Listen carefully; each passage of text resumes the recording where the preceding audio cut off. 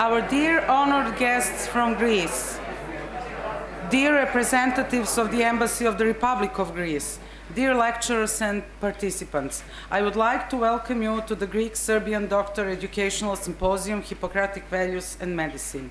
I invite our Dean, Professor Lazar Davidović, to open the symposium. Thanks so much, Natasha. Ladies and gentlemen, dear colleagues, dear friends, authorities, distinguished guests, distinguished Mrs. Ekaterina Rapti, First Counselor of His Excellence Georgios Ďanukas, Ambassador of the Republic of Greece. Welcome to Serbia, welcome to Belgrade. I have really special honor and privilege to open the first Greek-Serbian Doctors Educational Symposium entitled Hippocratic Values and Medicine. This symposium is initiated by the Global Doctors Hipocratic Institute from Greece. And this symposium is at the same time organized under the patronage of His Royal Highness Crown Prince Alexander Foundation for Education and Culture, as well as under the patronage of Her Royal Highness Crown Princess Catherine Foundation.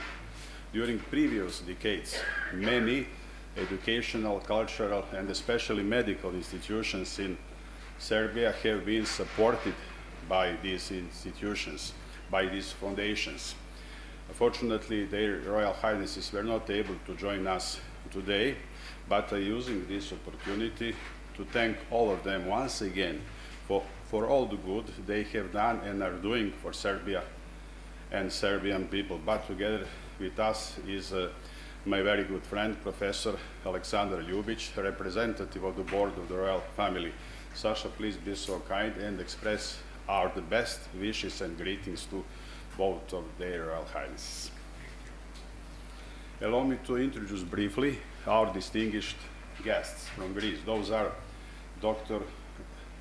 Јоргos Patulis, the president of the Athens Medical Association, as well as governor of Attica.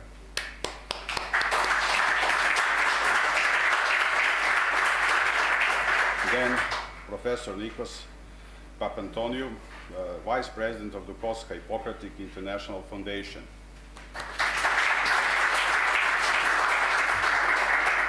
Professor Atanasis Ďanukas, Dean of the Faculty of Medicine of University of Thessaly, Larissa. Professor Ďanukas is a visiting professor of Belgrade Medical Faculty since 2018 and one of my best friends. Then Dr. Antonis Polidorou, Secretary General of Global Hippocratic Institute, as well as Ambassador of the Greece. Professor Konstantinos Kouskoukis, President of the Hellenic Academy of Thermal Medicine. Dr. Konstantinos Pantos, Vice President of the Greek Health Tourism Council. Professor Ioannis Tsugos, Vice Dean of the Faculty of Medicine, University of Thessaly. Mr. Isos Chaliampalis, President of the Association Friends of Hippocrates in Larissa. And last but not the least is Professor Kalangos. Professor Kalangos has a very special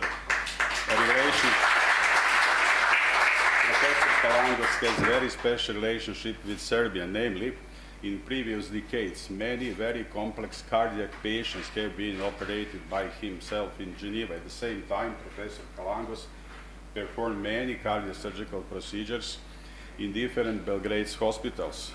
Approximately 15 years ago, I had a special opportunity and privilege to see how Professor Kalangos treats recoarctation in adult patients. After that, I have introduced that procedure in my clinic's portfolio. Thank you so much again, Professor Kalangos. Ladies and gentlemen, dear friends, dear colleagues, our meeting is not unexpected. Namely, Greece and Serbia have had particular brotherly and friendly relationship for more than 1,000 years. There are many examples, indeed, you will see. For instance, the oldest Serbian monastery, Hilandarov, is on Agiosoros in Greece.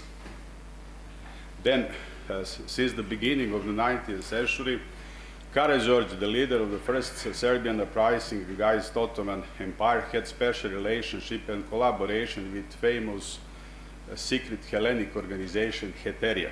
Due to this, one street in Athens, very close to Syntagma Square, is named after him. For us Serbs, that is really great honor and privilege. At the same time, Rigas Apostoliferos, sorry because of my pronunciation, famous poet, Greek poet and revolutionary, has unfortunately spent his last days in Belgrade fortress, exactly in Nebojša Tower. This tower was renovated a few years ago in collaboration between Greece and Serbia. 100 years later, during the Balkan Wars, as joint forces, Greece and Serbia have finally managed to defeat Turkish oppression that lasted for many a century.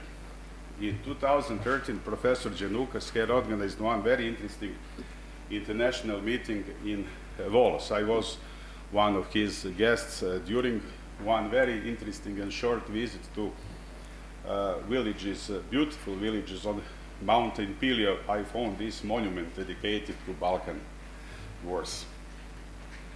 We the Serbs will never forget on support received from Greece and Greek people on Corfu during the Great War, just before the establishment of Macedonian Front. There are many monuments about that time. For instance, this is Serbian house on Corfu, while this is Serbian military cemetery in Thessaloniki. Professor Siniša Pavlović will have a very interesting lecture about that. Moreover, we Serbs remember very well on support that we received from Greece and Greek people during NATO bombing in 1899. This photo presents demonstration organized on Thessaloniki Square in the famous Aristoteles Square in Thessaloniki against NATO.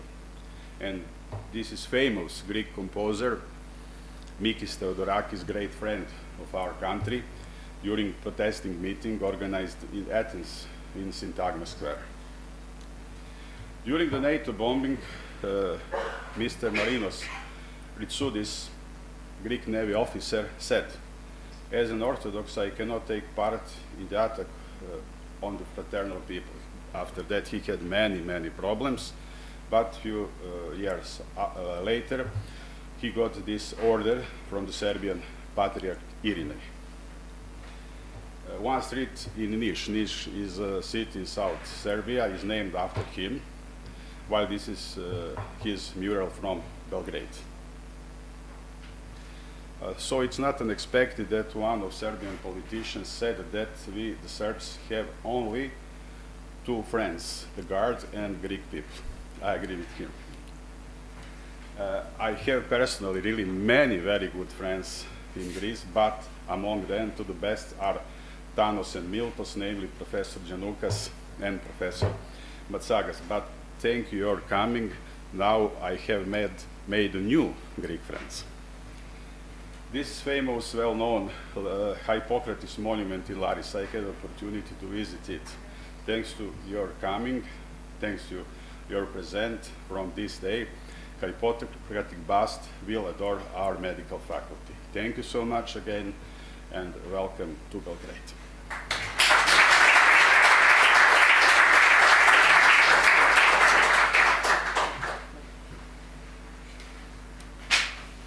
I invite Professor Aleksandar Ljubić to welcome you on behalf of the Royal Family and the Royal Medical Board.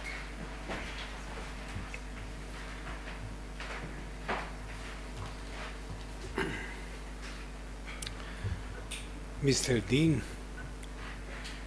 all Greek and Serbian friends, I was asked by His Royal Majesty Crown Prince Alexander to read his welcoming letter to all of you, giving me the opportunity to be in my own school among my friends, both from Greek and all from Serbia. I'm now reading Crown Prince Alexander's letter. Dear Professor Davidovic, dear lecturers and participants of the Hippocratic Values and Medicine Greek-Serbian Doctors Educational Symposium. With great honor and pride, my wife, Crown Princess Catherine, and I have accepted to be the patrons of this wonderful and very important symposium, as well as the unveiling of the bust sculpture of Hippocrates and the tree of Hippocrates dedication ceremony. We are both very sorry that, due to obligations abroad, we are not able to be with you today and personally greet you. The importance of conferences like this is exceptional. Knowledge and good education, as well as their constant improvements, are the main resources and basic foundations of modern society.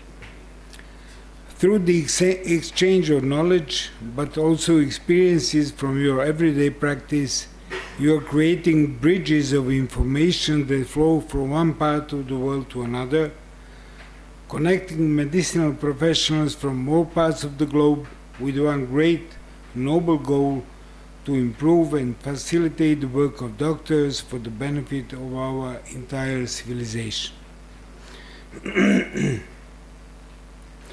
When the word fighting is said, the usual connotation is about something terrible, an act of violence that deserves every judgment. But the fight that medicinal professionals take every day, the fight against invisible opponents, where you disregard your own security for the well-being of your patients and indulging in the struggle with the best possible instrument there is, your knowledge, it is a noble fight that deserves every praise and sincere gratitude to you all. Devotion, dedication, commitment, and selfless sacrifice, these are the words that only partially describe what being a doctor stands for. Beside the main medicinal side of this symposium, I would like to point out one more very important aspect of it, the sincere friendship between the people of Greece and Serbia. These brotherly connections have been shown and proven many times throughout history, and conferences like this make these bonds even stronger, I would say unbreakable. There are many examples from the past, many of them connected with my family, which reminds us how many times Greeks and Serbs stood together, starting from my ancestor, the founder of the royal dynasty, supreme leader Karađorđe, who was a member of the liberation movement Heteria. The most shining example when Greeks with great love accepted the Serbian army in World War I, led by my great-grandfather and grandfather Kings Peter I and Alexander I, after the Albanian Golgotha, helped them work wholeheartedly to recover and to, from Greece, come back to our country and bring liberty to the entire world. I'm also very proud of my grandfather, King Alexander of the Hellenas, and my grandmother Aspasia Manos, later Princess Aspasia of Greece. It was a great tragedy when King Alexander died following medicinal complications from unfortunate event in Tatooine, and that my mother, Queen Alexandra of Yugoslavia, never knew him since she was born posthumously. All these memories are the foundation for our brotherly relations today and also for the future. In light of both before mentioned good relations and improvement of the medicinal knowledge, I would also like to use this opportunity to invite you all to the participation in this year's Serbian Diaspora Medical Conference, which will be organized by my wife's foundation for the 12th time from the 16th to 18th June. This conference traditionally brings together the most eminent domestic and international experts lecturers from abroad and the region with only one goal: to help our country and its citizens by developing cooperation, exchange of knowledge and experiences, but also by creating connections and friendships between doctors. And as I said, whenever we create these bridges of knowledge, we provide and contribute so much to the world we live in. My wife and I know that your noble work at this conference will bring much good not only to our countries and our people, but to the entire world. We wish you a very successful conference and send you our most sincere greetings from our hearts. Sincerely, His Royal Highness Crown Prince Alexander.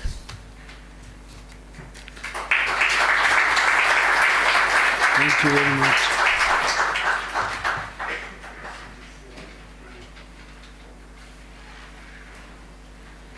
Thank you, Professor Ljubić. It's my honor to invite Dr. Јоргос Patulis, Governor of Attica and President of the Athens Medical Association, to address the gathering. Dr. Patulis, please.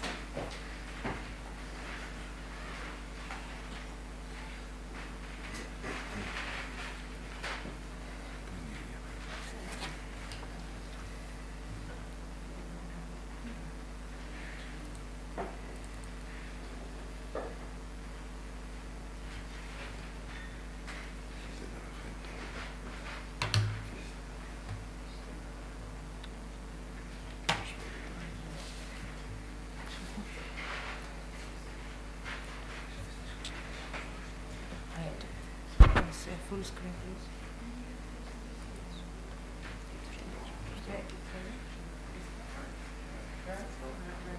Okay.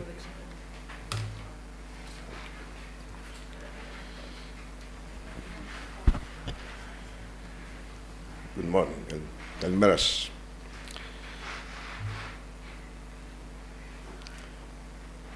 Αγαπητοί φίλοι Σέρβοι, αξιότιμη πρίτανη της Ιατρικής Σχολής του Πανεπιστημίου Βελιγραδίου, καθηγητά Λαζάρ Νταβίντοβιτς, συνάδελφοι γιατροί της Σερβίας και ειδικοί επιστήμονες, αξιωματούχοι του τουρισμού υγείας της Σερβίας, κυρίες και κύριοι. Βρισκόμαστε στη χώρα σας με μεγάλη χαρά και ενθουσιασμό, κομίζοντας την βαριά κληρονομιά του μεγάλου πατέρα της δυτικής ιατρικής, του αρχαίου Έλληνα γιατρού Ιπποκράτη. Και σας ευχαριστώ θερμά τον πρίτανη του Πανεπιστημίου του Βελιγραδίου και όλους τους διοργανωτές που υποδέχεστε την ελληνική πρωτοβουλία του Παγκόσμιου Ιπποκρατικού Ινστιτούτου Ελλήνων Γιατρών για την πρόθεση του Ιπποκρατικού πνεύματος και της διατήρησης του όρκου του Ιπποκράτη. Υποβάλλω τα σέβομαι και τις θερμές ευχαριστίες μου στον αυτού εξοχότατα τον πρίγκιπα της Σερβίας Αλέξανδρο και την πριγκίπισσα Εκατερίνη της Σερβίας, που παρέχουν την προστασία τους στην ελληνοσερβική συνεργασία για την ανάδειξη των αξιών της ιατρικής επιστήμης, όπως διαχρονικά αναδύεται μέσα από τις διδαχές του πρώτου γιατρού του κόσμου, στον οποίο ορκιζόμαστε 2.500 χρόνια μετά και σήμερα οι γιατροί της ιατρικής σχολής του κόσμου.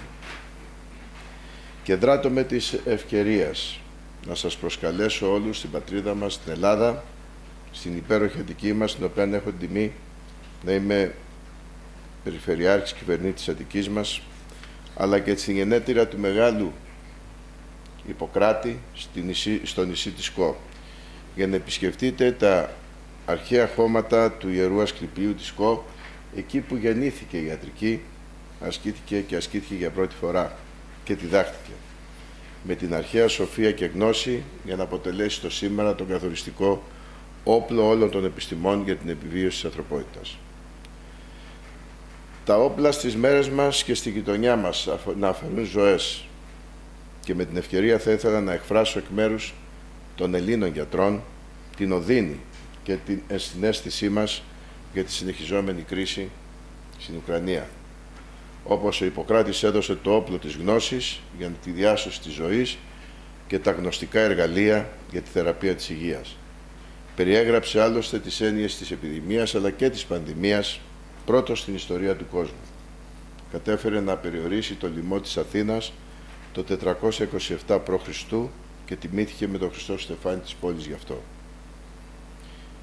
Οι καιροί μας φέρνουν λοιπόν σήμερα στη φιλόξενη Σερβία, εν μέσω της ανεξέλεκτης πορείας της πανδημίας του αιώνα μας, να μεταγγίσουμε σε εσάς, τους διακεκριμένους Σέρβους συναδέλφους, την πίστη μας στην αξία της συγκριτικής ιατρικής γνώσης, της αρχαιότητας και της σύγχρονης επιστήμης, ως ένα μήνυμα αισιοδοξίας για τη νίκη του σύγχρονου κόσμου ενάντια στον πανδημικό ιό που θέλουμε να ελπίζουμε ότι δεν θα αργήσει να έρθει, ώστε να δυναμώσουμε από κοινού τις προσπάθειές μας για την προώθηση του τουρισμού υγείας, της ευεξίας, του συνεδριακού τουρισμού στις χώρες μας, στη Σερβία και την Ελλάδα, και να έχουμε την τιμή να σας υποδεχτούμε σύντομα στην πατρίδα μας, όπως ελπίζουμε ελεύθερα, χωρίς περιορισμούς που ακόμα η πανδημία επιβάλλει, για να απολαύσετε ελληνικά τις στιγμές χαλάρωσης υγείας και ευεξίας που ο τόπος μας επιφυλάσσει. Σας ευχαριστώ πολύ.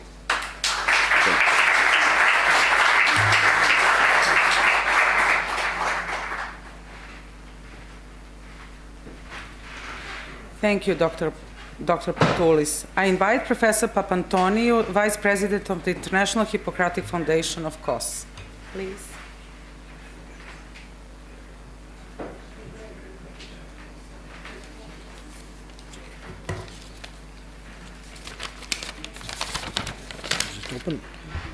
Good morning to everyone. Dear Dean of the Faculty of the University of Belgrade, thank you very much for this invitation. Thank you for your hospitality and your gifts. And it's a great meeting. Dear Professor Lubitz, an old friend from the past 20 years, thank you for being here and all the kind words you said. Dear Prefect of Athens and Attica, Dr. Patulis, dear representative of the ambassador of Greece in Belgrade, and dear members of the faculty of Belgrade University, and dear Greek colleagues. First of all, I would like to thank the royal family for their patronage to this Greek-Serbian collaboration. Secondly, I would like to tell you that it's my 5th time in Belgrade. I've been coming here the last 15 or 20 years through, I'm an obstetrician professor of obstetrics and gynecology in the University of Athens. I came here, I have many good friends, like Professor Lubitz. And today I represent both the International Hippocratic Foundation, which is stationed in the island of Kos, as Dr. Patulis has said just before, and the University of Athens, which is my home. So I would like to also send the respects and thanks of Professor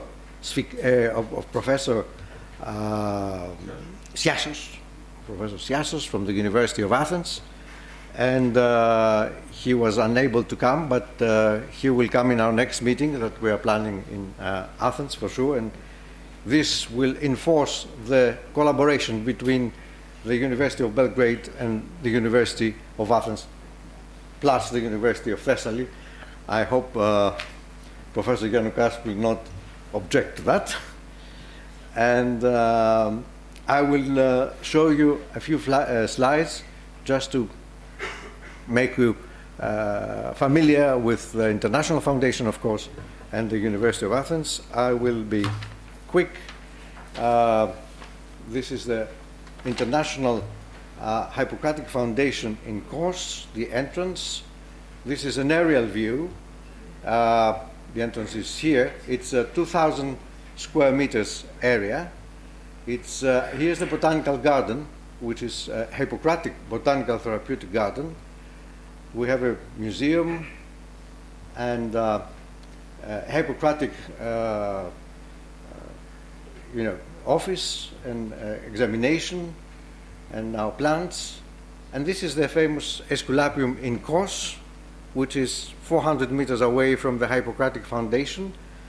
And the ancient picture, this is the famous Hippocratic plane tree. It's supposed to be more than 1,000 years, I don't really know. But we're trying to cultivate plane trees from that in collaboration with the Athens Agricultural University. And we brought a plane tree today, and we are honored that you will host it in Belgrade. Hippocrates is the word that unites us all with his philosophy. He is the father of the Western medicine, scientific, if we can say. But he was not only a doctor and a scientist, but he was a philosopher. And in this Hippocratic oath, which is one page, if you really dig into that, there's a philosophy of the whole life. And that's what we're trying to expand and extend together with the Global Hippocratic Doctors Institution and the University of Thessaly. And these are the three major forces that we're trying to spread out the Hippocratic philosophy. Because medicine has advanced, but doctors, perhaps they are sort of machines behind computers, and this is not the right thing. Here you see a picture of a classical Hippocratic oath representation. It's for the first of the A students, the first of the first, from the 7 Greek universities, 2 Cypriot universities. Last year we had 2 universities from England, and hopefully this year we'll have a lot more. And taking this opportunity, I invite you to send you, preferably, and your best student or a representative in course will be in touch by mail about that. So save the date. It's the 22nd of October, 2022. We'll all be there. Dr. Patulis, Professor Ďanukas, and many others. Now, as I told you in the beginning, I'm honored to represent the University of Athens, which is 155 years old. This is the classical building in the center. Old building, it's still alive if you believe it. One of our most famous students, Professor Papanikolaou from the pap test. And this is an aerial view in the center of Athens of the medical school, which is all this area that you see here. And this is the biggest, the first and oldest campus in the center. And this is the second biggest campus, which is in Athens, in a different area, almost 15 kilometers away from the first center. I had the honor to be the chair of obstetrics and gynecology in this hospital for some years. And as I told you, Dean Gerasimus Siasos sends his regards. And with this, I want to thank you once again for being here. Thank you very much for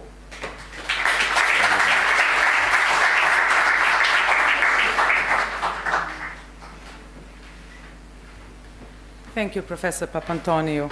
Now I would like to ask Professor Ďanukas, Dean of the Medical Faculty in Larissa, University of Thessaly, to address us.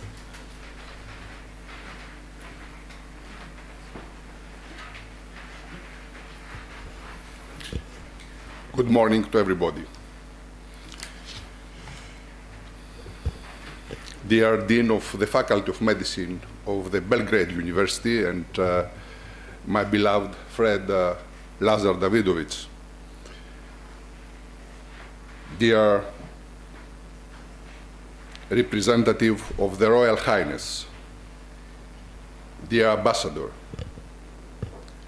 dear governor of Attica, dear distinguished faculty members, colleagues, medical students, I'm very touched, and I cannot express my feelings because I come back and I have to confess that this is my first visit after the pandemic to abroad, Belgrade. I remember in 2018, I received actually a great honor from the Faculty of Medicine of the Belgrade University. I was awarded the title of visiting professor, and also I became honorary member of the Serbian Cardiovascular Society. For me, it is a great honor. I can tell you how much this plays an important role in my heart. Now I'm standing in front of you just representing or being a member of the Hellenic National Hippocratic Team, which is composed from some very active institutions such as the Global Doctors Hippocratic Institute, the International Hippocratic Foundation of KOS, the Association of Friends of Hippocrates in Larissa, and I can tell you that I have been given the liberty to pass the respects of the mayor of city of Larissa to you. As you know, the father of medicine, Hippocrates, was born and practiced medicine in the island of Kos, but in his second half of his life, he came to Larissa and spent and practiced medicine there and died in Larissa and buried nearby. So both Kos and Larissa were trying now to expand the Hippocratic heritage, and that's why we are here. We are here because of the event of unveiling the bust sculpture and the plane tree of Hippocrates. We strongly believe that the Hippocratic heritage, ethics, and what he described about medicine is the foundation of modern medicine, and you will see how important is his teaching even in these days. It has a diachronic value. I would like to thank all those who helped to be here and to have this important event. First of all, I would like to thank the Royal Highness of Prince and Princess for giving their patronage, as well as the Faculty of Medicine of Belgrade University and the Belgrade University, as well as the International Hippocratic Foundation, of course, and especially the Global Doctors Hippocratic Institute and its president, Dr. Patulis, who is very active and is helping with his important, let's say, he's an important figure in the Greek political matters as well. So he's helping us and is giving the extrovert that taste of our, let's say, activities. And we're happy because we have managed to expand these activities to Belgrade, and it will follow this kind of activity in many, many other European, and not only European, international places where we are planning to do the same thing. Thank you very much for giving us the opportunity to be there, to be here. I'm very touched, I'm very thankful to all of you, and especially to Professor Lazar Davidovic for this event and this invitation. Thank you very much.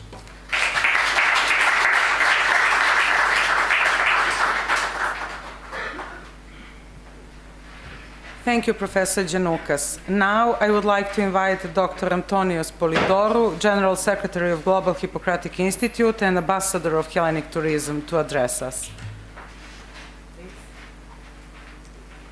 So, this is the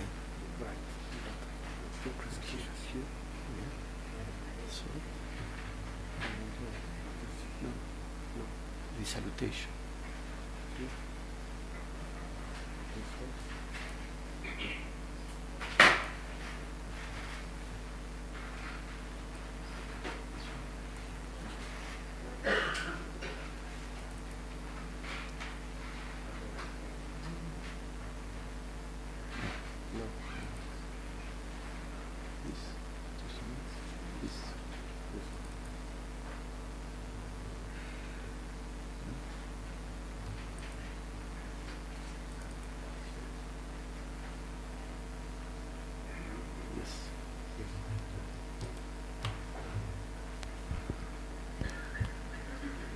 Good morning. Dear Dean of the Medical Faculty of the University of Belgrade, Professor Lazar Davidovic, dear Governor of the Region of Attica, Dr. Gjorgos Patulis, Mrs. Ekaterini Rapti, representative of the Ambassador of the Greek Embassy in Belgrade, Mr. Diakofotakis, distinguished speakers, ladies and gentlemen. I am happy to be with you today in the beautiful city of Belgrade to participate in the beginning of the Hellenic-Serbian scientific cooperation.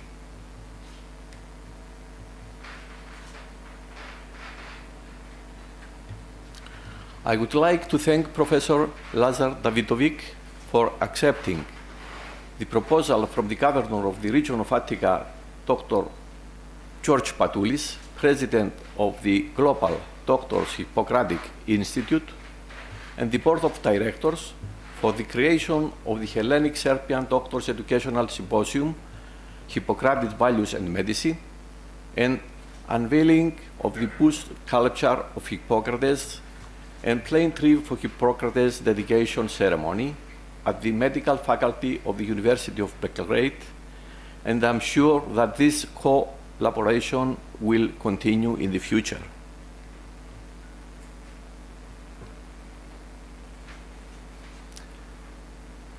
I welcome the great effort of Dr. Gjorgos Patulis, who, as President of the Athens Medical Association and President of the Global Doctors Hippocratic Institute, in collaboration with the International Hippocratic Foundation of the island of Kos, with medical schools from Greece and abroad and other institutions, he set as a goal the reconstruction and dissemination of the Hippocratic spirit, the Hippocratic values, and the preservation of the Hippocratic oath throughout the world.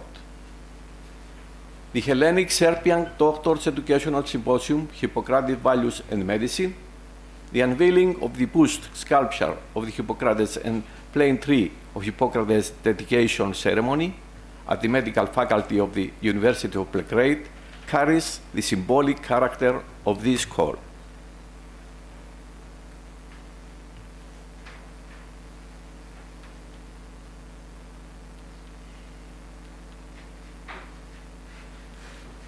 Sorry.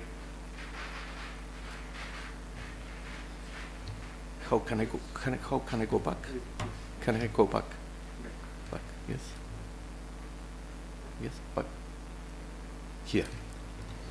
Dear representative of His Royal Highness Crown Prince Alexander and Crown Princess Catherine of Serbia, Professor Dr. Alexander Ljubic, member of the Royal Medical Board, please convey to His Royal Highness Crown Prince Alexander and Crown Princess Catherine of Serbia our respect and our thanks for the honor of having our symposium under their patronage.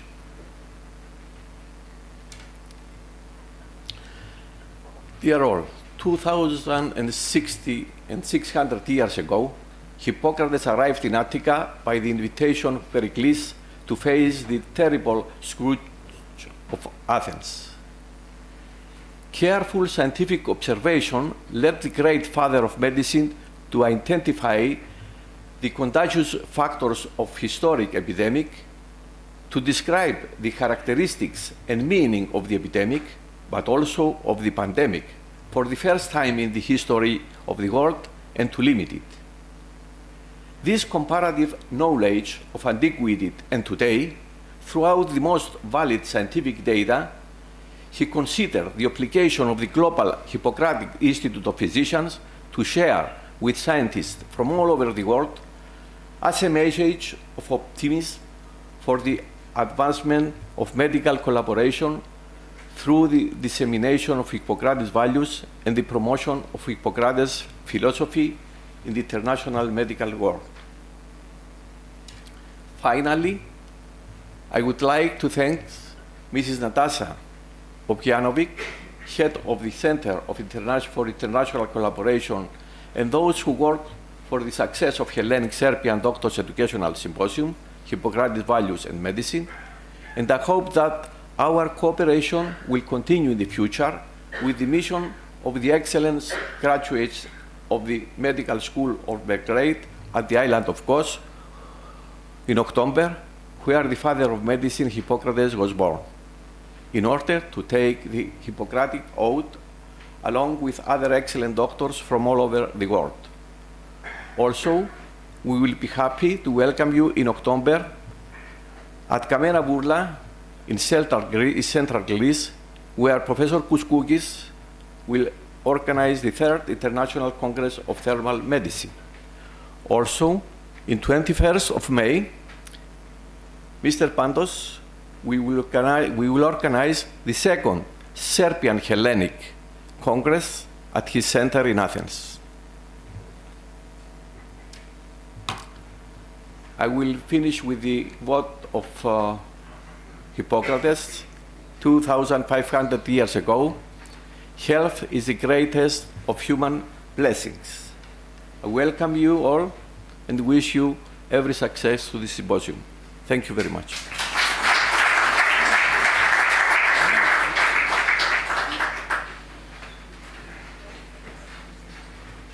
Thank you, Dr. Polidorou. Now I would like to invite Professor Lazar Davidović and Professor Đanukas to chair the session 1.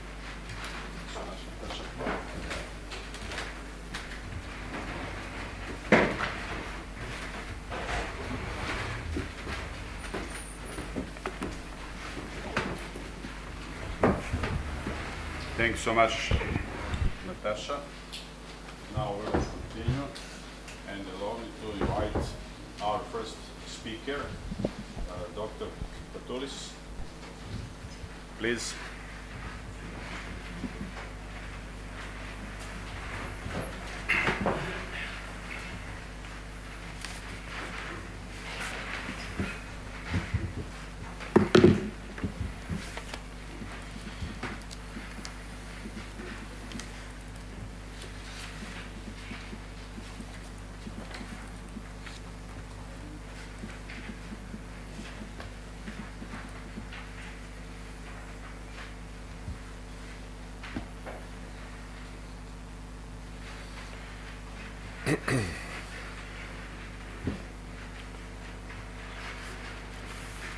Καλησπέρα σας και πάλι αγαπητοί συνάδελφοι, εκλεκτοί καθηγητές. Ο τουρισμός υγείας της Ελλάδας στην Ελλάδα επιφυλάσσει τον ιδανικό συνδυασμό παραγόντων που επιτελούν και αποτελούν τα διεθνή ζητούμενα για την ανάπτυξη του κατεξοχήν ανερχόμενου κλάδου της παγκόσμιας οικονομίας, που φαίνεται μέσα από τις τάσεις ότι μεγιστοποιείται μετά την παγκόσμια υγειονομική κρίση. Ο ιαματικός, ο τουρισμός ευεξίας, ο ιατρικός τουρισμός. Ήταν πάντα τόπος υγείας η Ελλάδα, άλλωστε και έτσι γέννησε την επιστήμη της ιατρικής, όπως και η αρχαιότερη μορφή τουρισμού υγείας του κόσμου. Τα Ασκληπία, οι 750 αρχαίες ιαματικές πηγές της χώρας μας αποτέλεσαν τα πρώτα σπα του κόσμου 2.500 χρόνια πριν και ήταν οι πρώτοι στον αρχαίο κόσμο ταξιδιωτικοί προορισμοί υγείας. Και εδώ η χώρα μας μοιράζονται κάτι κοινό, καθώς και η Σερβία έχει μακρά παράδοση να υποδέχεται τουρίστες υγειονομικής περίθαλψης από τη ρωμαϊκή εποχή, που οι τότε ταξιδιώτες επισκέπτονταν τη Σερβία για τις φυσικές ιαματικές πηγές.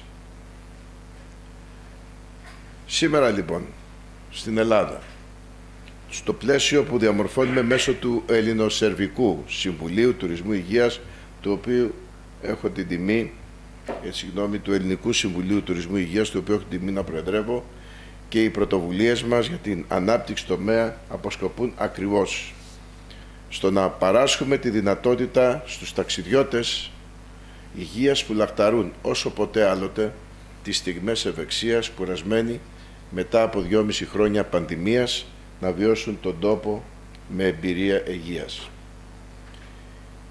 Την εμπειρία σύλληψης ενός παιδιού, την εμπειρία αναζωογόνησης, την εμπειρία της πολύ εξελιγμένης οδοντιατρικής ιατρικής και άλλες πολλές ιατρικές υπηρεσίες σε συνδυασμό με την ελληνική μεσογειακή διατροφή, το πράσινο, το μπλε περιβάλλον της Ελλάδας και την αυθεντική ελληνική φιλοξενία.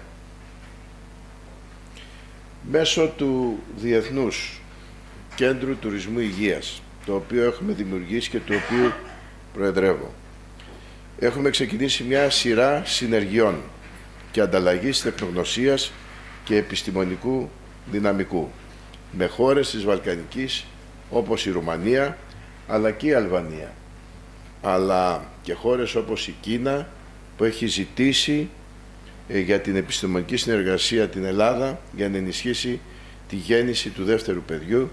Ο κύριος Πάντος γνωρίζει και είμαι σίγουρος θα μιλήσει γι' αυτό, όταν το επέτρεψε με σχετική νομοθεσία της στην κινέζικη οικογένεια.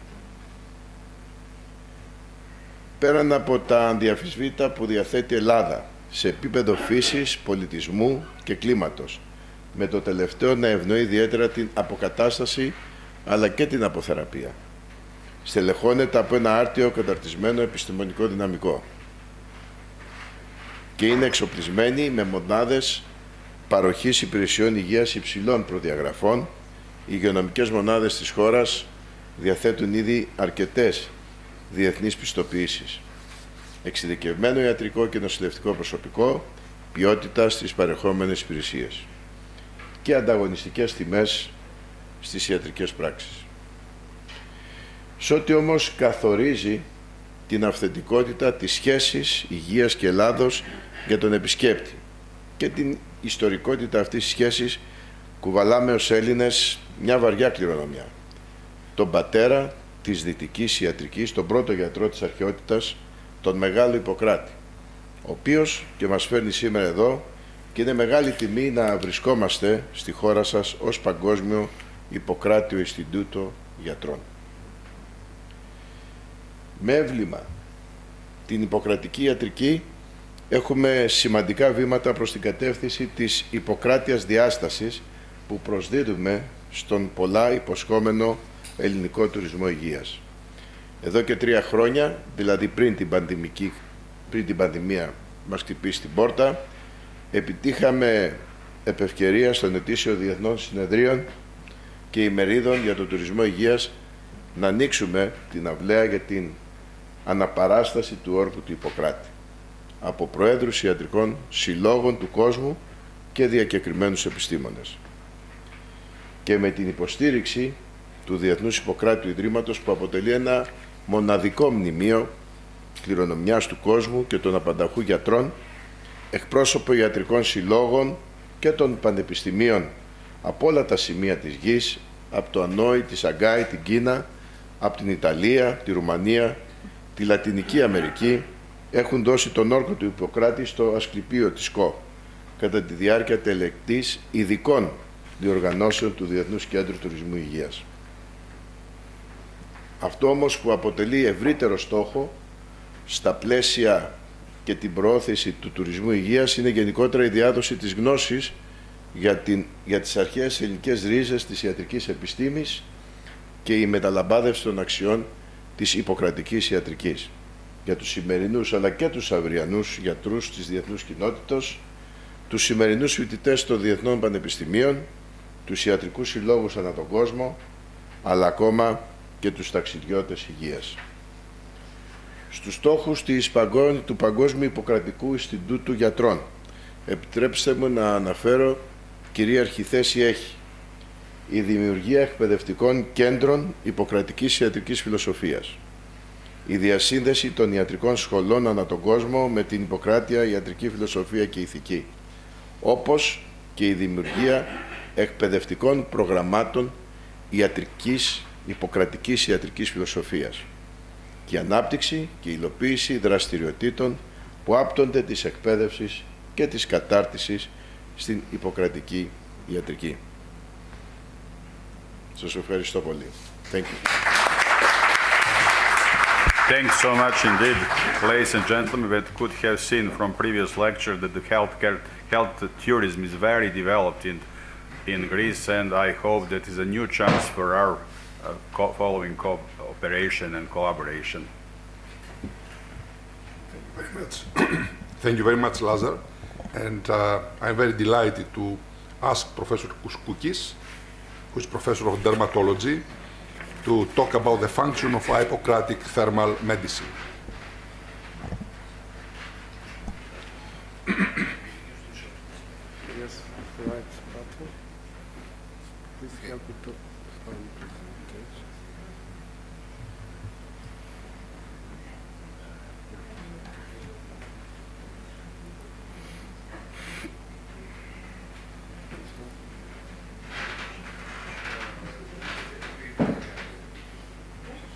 No, this is the last one, the previous one I want.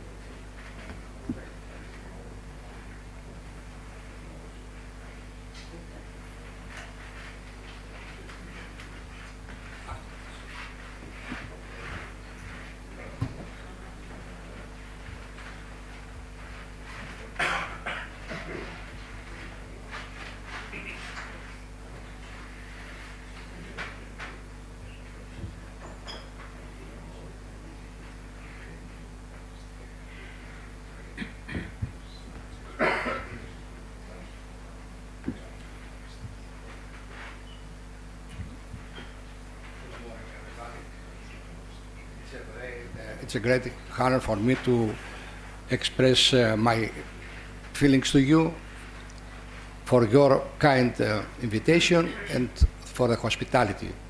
The Dean, the faculty, excellent fellows, and especially I want to express my admire to our governor, Mr. Dr. Patulis, who claimed that the region of Attica will be the first region all over the world, region of health tourism. This is very important, the idea and especially the ability that he has to do this. He's a gentleman who says something and he does. So, I think it is worthwhile to see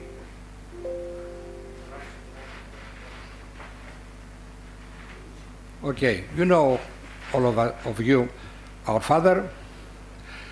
I'm referring to the prospects in medical tourism in Greece. And since we are very close, we have to do something in collaboration in order to give some more strength all over the world. The medical tourism for Greece is an unexploited source already right now. So we want to do our best to develop this industry. It's necessary to clarify the different forms of health tourism and the importance of upgrading the quality of the life, our life.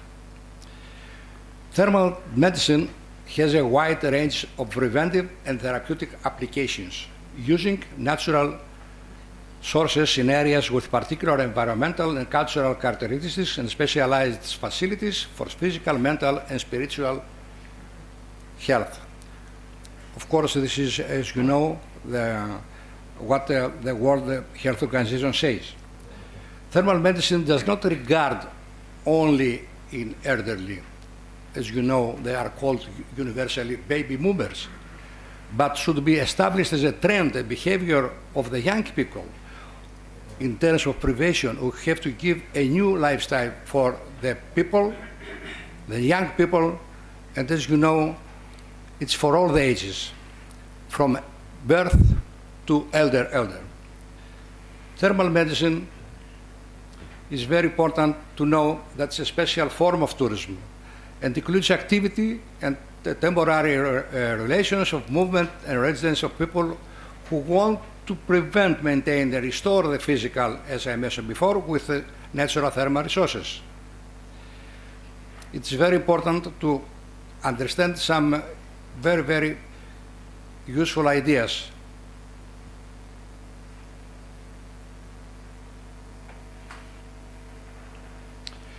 Thalassotherapy also. Before 90, we had excellent coasts here. So thalassotherapy right now is using in Greece because we take the seawater and warm it, and then we have special infrastructure to do thalassotherapy.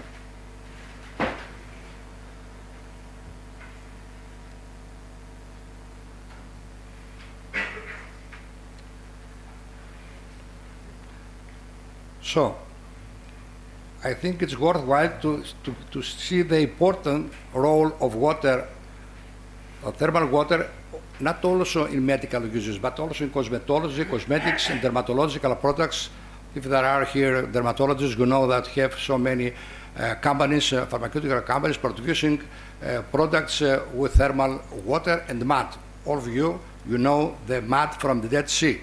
But we have here in our area mud in an excellent quality. It's very important. And I'm saying not Dead Sea, but a live sea. So it's a good opportunity to make products also all over the world.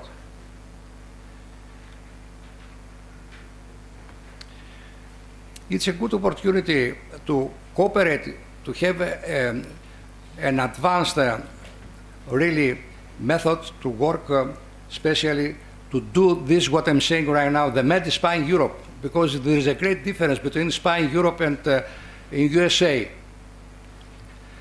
For example, in USA, they just only for relaxation and only to make some special treatments. But when I'm saying MedSpa, we mean the spa under medical supervision, and it's very important for all of us since we are in the medical faculty, and especially for the new people to work on this. And I open really the pie in order to have a large piece of it. Since the pie is enlarged, then we have a good piece. Otherwise, if it's shortened, then nothing. Currently, right now and globally, the trends are to have the combination of holidays and services for prevention, maintenance or improvement of their health through comprehensive programs of rejuvenation and relaxation. We need all of us after this long period, and especially it's a good idea, opportunity to work on this, to make some protocols to approve that the thermal water and all the thermalism works for the long COVID syndrome, since it's running right now. It's a good idea to have some announcement when I give in our Congress on October. The life expectancy worldwide is increasing. You know, right now the medium is around 82. Some of them they're called silver tourism. For example, it's the 55 plus. What does mean die plus? When? So in our second World Congress, we fixed that this is the 84. And at that time, we declared that the other period is the golden tourism from 84 to 100. So many people they are in. Of course, we know that the gap between male and female is narrowing, and we want this as men. Of course, it's an advantage of the ladies, but I want to have this advantage also. The period, of course, you know, of healthy life is increasing also because of the progress of the science. And the large numbers of older tourists from existing already markets is developing very, very hard.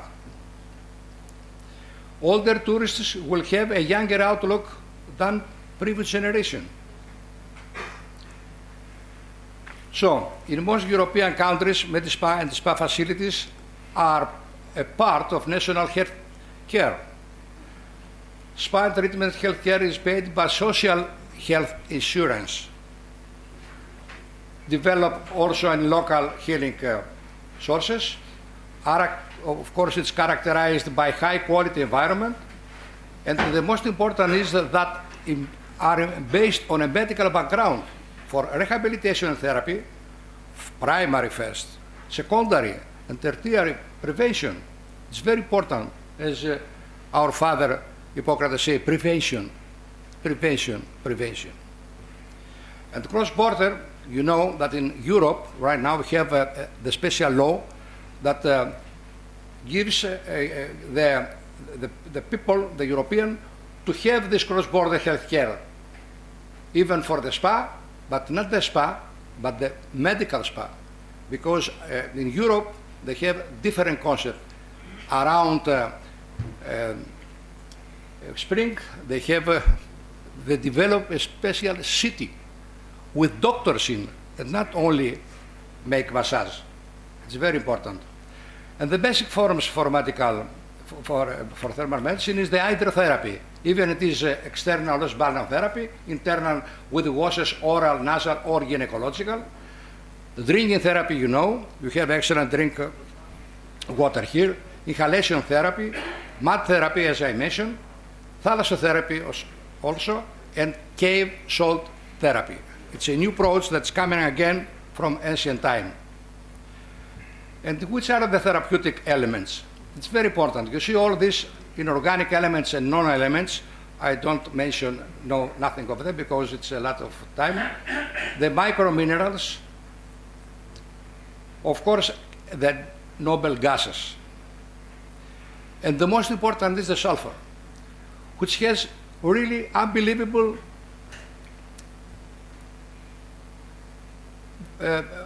applies. Basic elements for proteins, hormones, enzymes, amino acids, muscles, skin and bones, promotes the nervous system, the function and production of insulin. Of course, it has anti-inflammatory, anti-toxin, anti-allergic, bactericidal, and parasitical activity. And of course, it works and acts in the inhalation and drinking therapy, as well as in hydrotherapy, as I mentioned, balneotherapy. Which are the systems that are affected? Musculoskeletal, respiratory, cardiovascular, nervous, endocrine system, gastrointestinal, urinary, dermatological diseases, of course, and gynecological, and especially helps very, very much to IVF, as our Vice President, Mr. Pandos, will let you know later how it helps.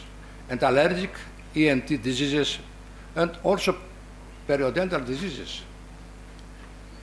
We have all these services, as you see, and it's very important to say that after these high-tech operations, you take all the parasurgical and surgical identities, you have these people to go to a special place to recover. We have services for primary prevention, and all the people have to be educated in a healthy lifestyle, young people. Services, as I mentioned, for secondary and tertiary. Chronic illness is very important, so many people. Which are the advantages? It's, of course, a forum of tourism throughout the year. It's very important, because right now we want the 12 months tourism. This is the way that all the industry, the tourist industry works. They want. It's very important. And of course, we want very, very quantitative and qualitative tourism. Which are the favoring factors for develop the health tourism in Greece? The specialized medical staff, the doctors' mobility, the cost and quality of medical services. We have specialized medical staff, of course, modern hospitals, adequate organization and development of international certification of health care facilities that Elitur right now works to give this ISO. It's a growth of private healthcare providers. We have insurance packages, and we have also the absence of legal impediments, because in Catholic countries it's very difficult to do in vitro fertilization. Here in Greece, we have excellent climate for spa, air treatment, thalassotherapy, rich cultural and historical heritage, beautiful natural environment, and of course the famous Mediterranean. And from now, we work with MIT to say that Greek diet, Mediterranean, doesn't mean nothing. Because, you know, all the Mediterranean Sea have different food, only the Greek food. And I'm very, very happy to declare this. There are, of course, easy access destinations, English-speaking staff, quality of food, and sufficient transport. We don't want mass summer holiday destination. Greece has to be done very, very quality. It's very important. And virus taught us that it's very important to have some people, but to be very, very productive in their economics. The modern lifestyle is very important. All the people have to go after the virus to go for detox. It's very important. It's not only the detox from the virus. We have the detox from the new technology. It's very important. We need this to go somewhere without all this Wi-Fi and so on, to be without mind. And of course, there is a trend for healthier alternative ways of living. More than 10% Europeans are looking beyond national borders for health services at a reasonable cost any time of the year. This is a good opportunity to cooperate, Dean, and your faculty, to make some progress on this and to promote some package in order to have people, but very, very quality people. Thermal Medicine Academy is our academy that has his first presence in 2015. So, I think that it's very important to visit this www Thermal Medicine Academy, one word, and this is the place where every time, every year, continuously, the Congress, if it is Panhellenic or it is world, we have at the same place our destination. Thank you very much for a kind invitation, and of course, I invite you, all of you, to be in, as the General Secretary mentioned before, on October we'll have the 3rd International Congress for the Thermal Medicine, and we announce some new articles that we work on them. Thank you very much. Appreciate it.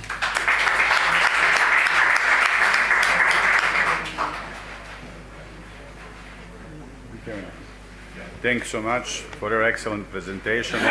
Only one short comment from my side. I absolutely agree. The increasing of life expectancy is a new challenge for all medical doctors, namely the treatment of elderly patient is not simple and easy. At the same time, it opens up new ethical problems as well. Now I invite our next lecturer, Dr. Pantos. Please.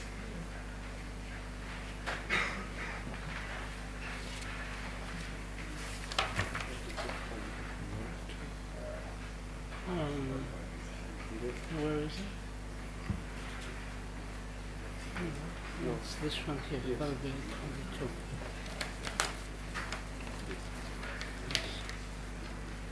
So just press this down, right? Okay. Okay.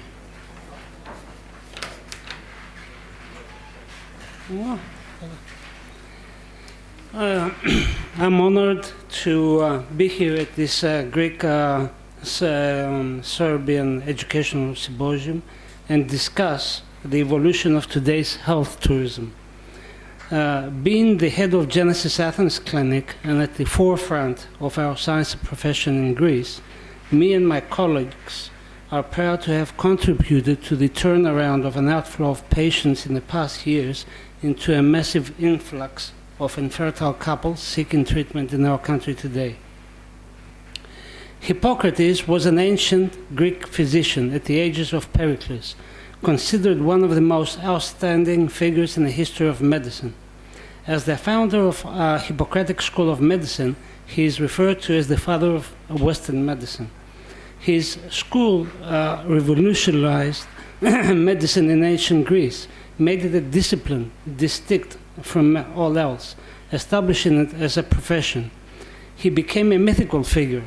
A doctor during his lifetime, he defined medicine and separated from philosophy, teaching rational thinking instead.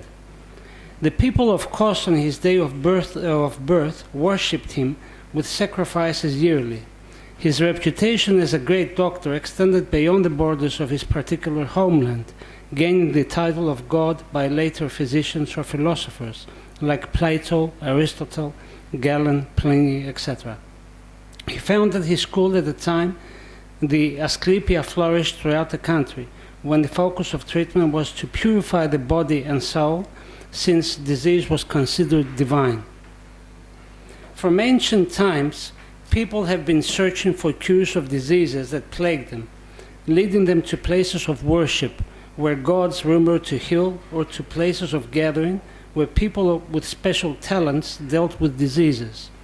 These places became known in ancient Greece as Asclepia, sanctuaries within nature, places of worship of the hero, doctor, and healer of the god Asclepius.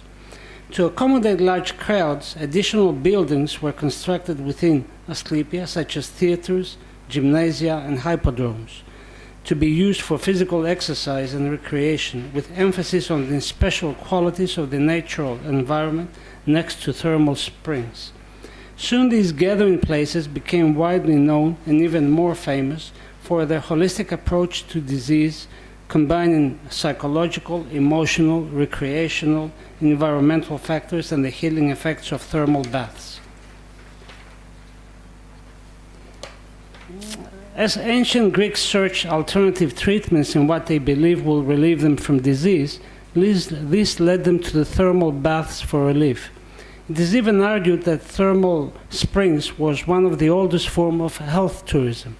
The thermal baths were used as places of relaxation, body care, hygiene, and wellness, combining aromatherapy and herbal medicine to relieve fatigue.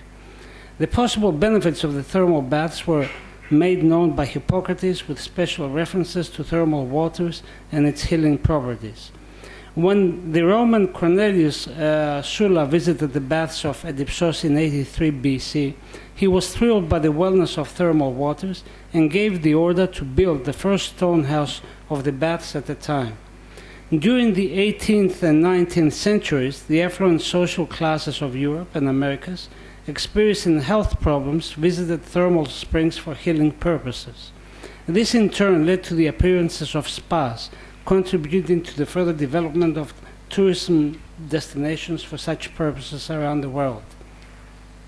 Today we live in an era of globalization, and the cross-border movement of couples is an inevitable fact. In the context of what we call medical tourism, IVF, in vitro fertilization, is the main service provided. Only in the United States, an estimated 1.5 million Americans travel abroad for medical care, and an estimated 4% of Europeans will receive medical treatment in a country other than their own. Spearhead in attracting couples from abroad, thus adding to the growth of medical tourism, is indeed assisted reproduction. It is evident that the desire to reproduce has no borders, and IVF seems to be the leading medical service and a source of happy testimonials from troubled couples, full of sentiment which tend to be readily covered by the media. Infertility is an unexpected and dramatic event for couples who think that childbearing is an absolutely normal process and rightful in its own sense. A willingness to pay study suggests that to have a healthy child, couples in the UK will accept a 20% risk of death and or will give up 29% of their incomes, whereas United States families will be willing to pay an amount that exceeds the actual dollar cost of IVF. These couples do deserve the most comprehensive advice. Many couples seek other alternative solutions to reproductive issues that cannot be resolved in their countries of residence. The reasons for this include previous IVF failures in their own countries and or legal restrictions. Couples crossing the borders demand a high quality of services, high success rates, and take into account accessibility of fertility treatment, facilities of IVF, and cost of treatment. And one may ask, why choose IVF in Greece? The answer being proven expertise, financial reasons, 4 to 5 times lower cost than the United States, more liberal legislation than other countries, as well as a favorite holiday destination. For the progress we have done to IVF, in IVF to become a destination for medical tourism, the constituents for our success seem to be scientific research, good clinical practice, and business. Elaborating on each of these, on the scientific research, we have projects and scientific inquiry leading to the advancement in the field of medicine. For example, our research work on ovarian rejuvenation using autologous platelet-rich plasma injection in menopausal women gives an opportunity for these women to extend their fertility potential. This was published repeatedly in the New Scientist, and through this coverage, Greece was in the headlines of the English press and made world news, and as a result were overwhelmed by women all over the world seeking PRP. On the clinical practice, we have a commitment to improve quality and efficiency of IVF, as indications now tend to cover every possible cause for infertility. Among our achievements is our early application of blastocyst biopsy, which led us to many successes and world's first, as seen on the slide. Drawing significant media attention and over 92 media citations around the world, including this Reuters report. Scientific inquiry and clinical application is an all too important tool to gain the required trust to attract couples from abroad. The last of our constituents necessary for the promotion of reproductive tourism is the business aspect, where agreements and partnerships between health professionals from different countries facilitate cross-border movements. Of great importance are educational programs and cooperation between universities. How do we promote medical tourism? It seems that the most successful way of promotion is word of mouth, and this has a direct relationship with the positive results of an IVF unit. Other ways to promote is the announcement of new scientific achievements, research and clinical applications announced in world's first, the advertising of medical services, the international publications, and personal testimonies of couples. I will give you some examples of our work. As seen in this CNN report on the birth of a healthy child after pre-implantation genetic diagnosis for a couple living in northern Greece with a mutated gene for Leber congenital amaurosis. A major impact of couples' decisions seem to come from personal statements, like the one from the famous comedian actor in Australia, Mary Custas, or the famous star Tanya Zaeta, who recently revealed her twin pregnancy, or front page articles from Australia, where success carries lots of sentimental value and positive publicity for a country, or personal stories like this patient who, after 2 liver transplants and over a decade of failed attempts in her country, finally managed to have a child from Greece. Or even a grandmother surrogate who gave birth to her grandchild at the age of 67 and was reported in international press as the heroic grandmother. The most important components in the strategic development of medical tourism are consumerism, quality, cost, and performance, the major lead being on academic medical centers and partnerships with public or private medical systems. The goal is for our countries to claim a respectable share in international medical tourism. Diaspora constitutes a valuable national asset, represents an important part of the political, economic, business, cultural, and scientific potential, and their spirit makes them a powerful tool for awareness within their countries of residence of our scientific achievements, our flexible legislation, the advantages of travel destinations, and can act as catalyst for promoting health tourism for our countries. So Governor Patulis, a while back, set a priority on strengthening relationships with our diaspora by aiming at our communities abroad and developing bridges with Greek medical associations in major capitals around the world. An awareness campaign on our innovations, our achievements, coupled with testimonials of couples who came to Greece and managed to make their dream come true, creating headlines in the local and international press, attended by prominent members of the scientific and business communities in New York, in Chicago, in Los Angeles, in Montreal, Canada, in Melbourne, Australia, in Bucharest, Romania, in London. As a result, we now have infertile couples coming from 67 countries around the world today to Greece. The cross-border phenomenon is now well entrenched. This can be even more augmented by enhancing partnerships between our countries. So what needs to be further done?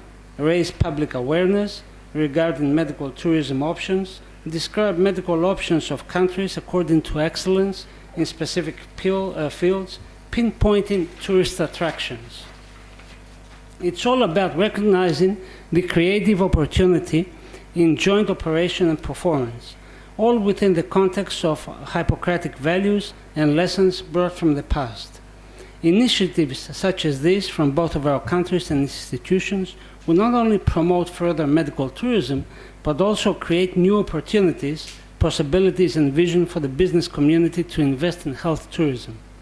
Medical tourism is the new opportunity now in sight for all to grasp, for couples, for investors, for companies, even for nations, to make their presence more felt, and together claim a larger and more respected share of this hugely developing market. The Global Doctors Hippocratic Institute is all about Hippocrates' legacy on medical science and thought, with the purpose of exchanging information, scientific knowledge, creating new perspectives for joint organization, developing and implanting activities related to education and training in medicine, assisting scientists for postgraduate studies between our universities. Making a difference is all about recognizing the creative opportunity which exists and provides our public with best practice based on collaboration and interconnecting our medical schools. Hippocrates was an ancient physician and is considered one of the most outstanding figures in the history of medicine, referred to as the father of Western medicine. His medicine was humble, passive, notable for his strict professionalism, discipline, and rigorous practice. The Hippocratic Oath, one of the oldest binding documents in history, held sacred till today, defines the morals and ethics of good medical practice, sworn to by medical graduates around the world. I am sure that all of you in the audience today do possess the virtues and characteristics of devotion, pathos, and ethos to all that our Hippocratic Oath stands for. An oath that has more than just a historic or symbolic value. It guides us in all in our everyday professional activities for the rest of our lives. As such, it is a privilege and great honor of ours to invite you all to renew our oath in providing services to our fellow citizens by auditing the authentic oath of Hippocrates on the very same place taken in antiquity, the island of Kos, the birthplace of Hippocrates. Furthermore, it's my pleasure to, and I look forward to see you all at the next Serbian-Greek symposium on the 21st of May, as announced by Dr. Polidorou, on gynecological and fertility matters this coming May. Thank you very much for observing.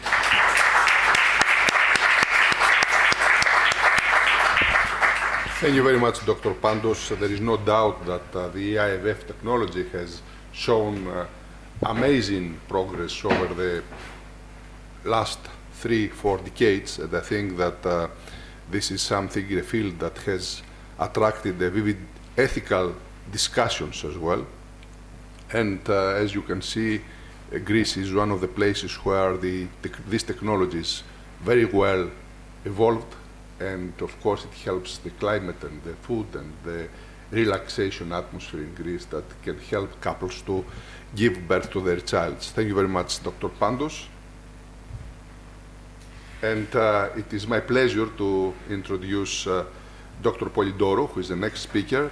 He's the Secretary General of the World World Medical Hippocratic Association, who will talk about cultures, places, and medical practices which affect Hippocratic medicine, Hippocratic thermal medicine, and cardiovascular disease.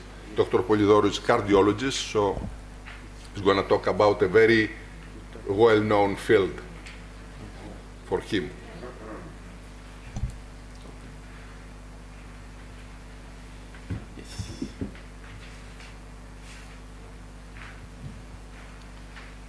Dear presidents, dear colleagues, I will try to make my long speech short because we overlap time.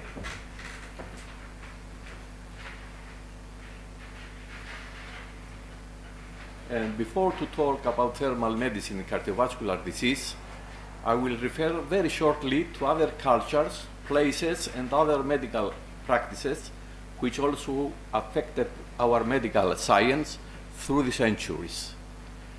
Greece is well known that is located at the southeast side of Europe, very close to two other big continents, Africa and Asia, on which locally during ancient times have been also developed some notable civilizations. And first of all, Egypt. Egypt is the place that the calendar year of 365 days and its division to 12 months first took place. In Egypt, because of the embalming, they did a great studies in anatomy, and they developed doctors, specialization in eyes, teeth, etc. And papyri were found with medical prescriptions with herbs. The two famous papyri, Ebert and Edwin Smith, released knowledge on philosophy, on prescriptions, patients, medical devices, such as method of under-smoking, development of breathing steam by throwing drugs on hot stones, etc. Although a huge evolution took place in Egypt, especially in medicine, they always believed in magical powers. We go further up, northern, at Assyria, Babylonia, 7,000 years before Christ, until 539 before Christ. Mesopotamia was called by ancient Greeks. Here, major inventions took place, such as the wheel. Here is the first productive economy, the development of the first cities, and the first constitution of kingdom. There is the famous Code of Hammurabi, 700 years before Christ, that is in the Louvre today, in the Louvre Museum, with strange for the Sira theories. Found letters as justice should be given to all, the evil should be eliminated, the powerful will not exercise powers on the weak, like it happens in our days. But this was happened, I think, always. Assyria. In Assyria, medicine had been developed so much that was introduced in schools. Diseases are described in details with their symptoms and syndromes, plus treatment and drugs. Doctors were priests doing operations, and according to the Code of Hammurabi, if the doctor caused a patient blindness, the punishment was to cut his hand. And we pass now to Minoan civilization in Crete, 2,800 years before Christ until 450 years before Christ. A very important civilization was developed in the island of Crete through the influence of its naval inhabitants from Syria, Egypt, and Asia Minor. Around 2,000 years before Christ, first palaces were built. The ruined buildings of the Minoan palace are seen even today in several regions in Crete, especially in Knossos. From the perfect organization of the drainage system, we conclude that ancient Cretans gave great importance to that we call today preventive medicine. In medical matters, the protagonist was the goddess of snake, with the snake as a symbol, as well as her assistant god of doctors, Esculapius or Esculap. The archaeologist Sir Arthur Evans found out the existence of medical and therapeutical documents that were similar to the Egyptians. The inhabitants in Crete, from these ancient years up to date, they knew important therapeutic herbs. They grew elixir lichens and herbs for the production of ointments for various use.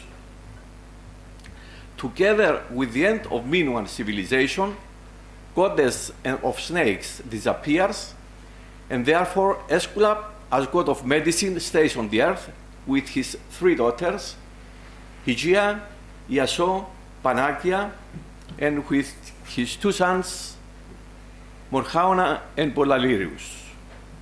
According to the myth, Esculapius, the god of medicine, was taught medicine by the centaur who lived in the mountain of Pileo in central Greece. Centaurs were mythological beings which had a horse body and the head of man.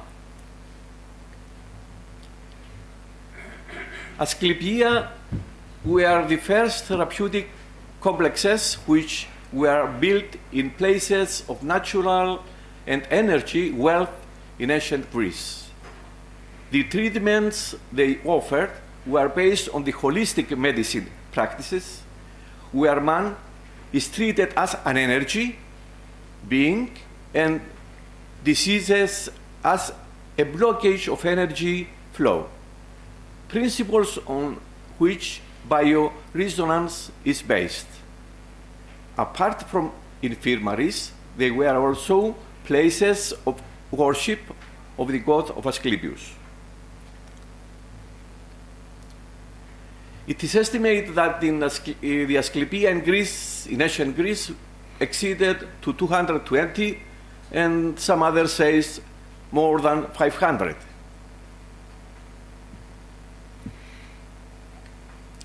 After Crete destruction, it appears in the mainland of Greece the 100% Greek civilization developed by Achaeus. All we know today about Mycenaean civilization is due to Schliemann Cabal. Although the remarkable findings, knowledge for the period of taken from the plates of the so-called liner B, and the figures on the ancient pots. Thus, we see in Mycenae mixing herbs and other substances such as water, honey, fruit juices, palm leaf, arpit berry, resin oil, etc. We could claim that here we first signs of pharmacopoeia appear, which in the future was the basis of medical science. And progressively, the Mycenaean civilization gave its place to the following Greek civilizations, so-called historical years, which many written documents are events. And all of you, I think you know them very well, is the period that we have the 12 Greek gods, the aristocracy and democracy, the Olympic Games, the Esculap.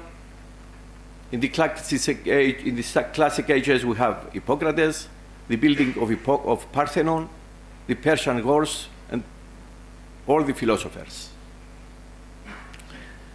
And later on, we have the Alexander the Great and the Greek-Roman civilization.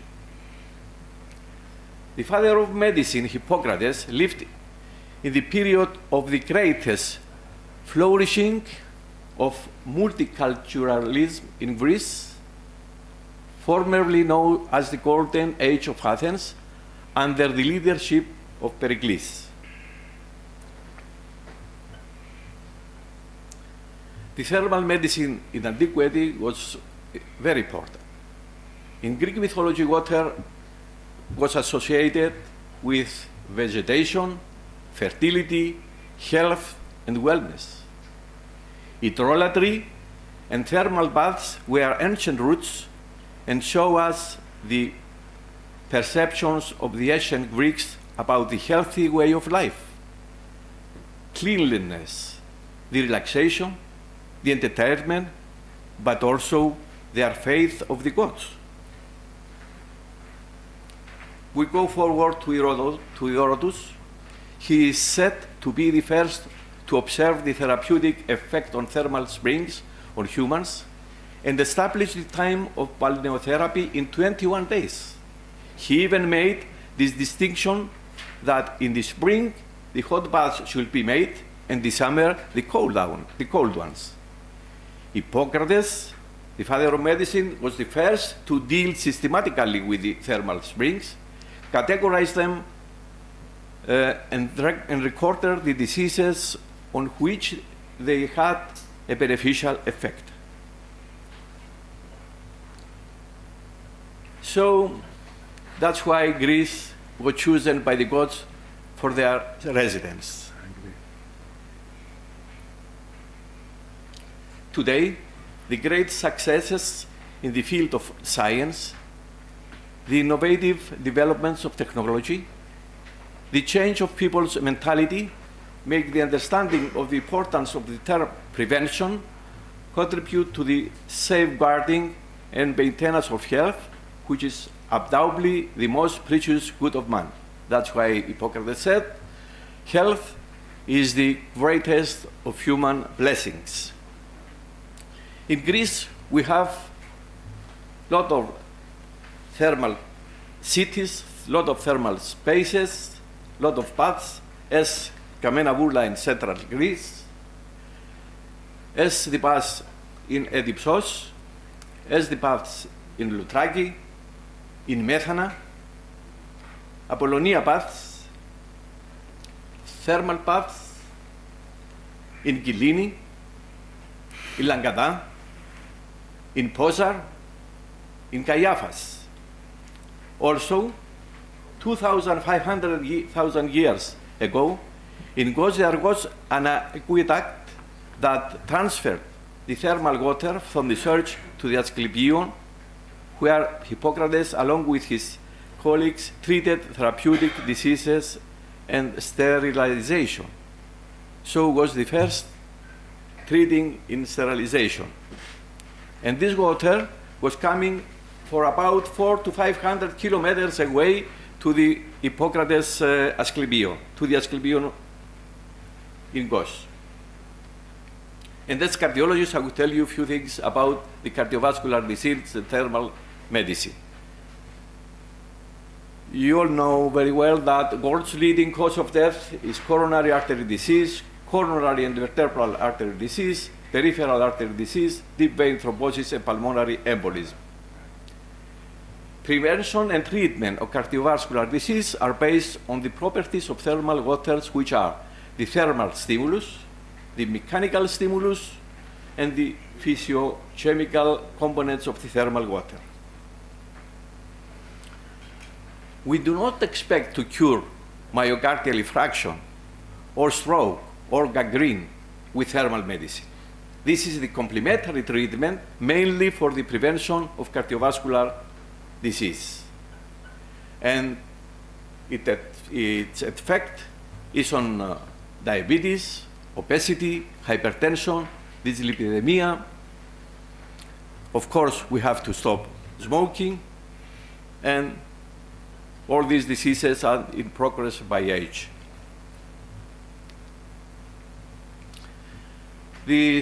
course of cardiovascular disease can be effectively combated, and a large reduction in morbidity and mortality it can be achieved. Heart attack and stroke can be effectively prevented with a healthy diet, regular physical exercise, correction of vessel wear factors, and avoid exposure to any form of smoking and mental stress. Today, hydrotherapy has a place as a means of prevention and contribution to the treatment. However, special attention should be paid to sufferers of coronary heart disease, because in water of temperature below the temperature level for humans, 34 to 35 Celsius, stimulation of the sympathetic nervous system is caused. Stimulation through the smooth muscle fibers of the coronary sinuses creates spasm in the vessels. In addition to reducing the lumen of the vessel, spasm also leads to an increase of cardiac output. The appropriate temperature for the water for therapeutic purposes is 33 to 35 Celsius. So, if we exceed this temperature, we have the trinity of danger for coronary vessels: vascular spasm, increased cardiac output, increase in blood pressure. In the first contact with the bath, even stable patients may experience an acute and rapid exacerbation.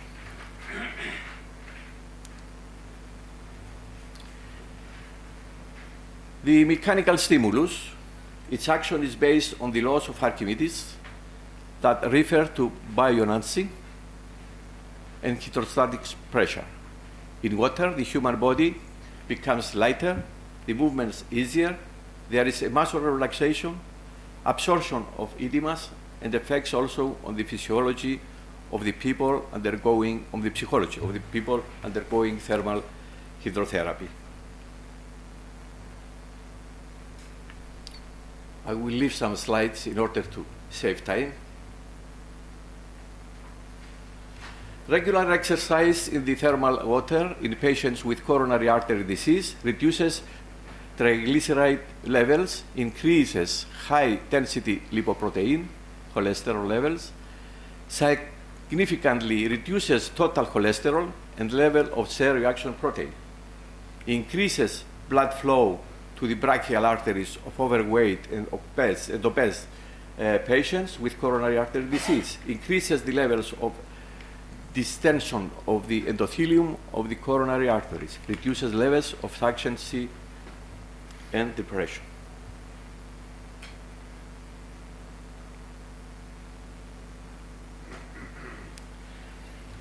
So, moderate physical exercise reduces the risk of hypertension, diabetes mellitus, obesity, stroke, coronary heart disease, while improving the functioning of the endothelium of the vessels.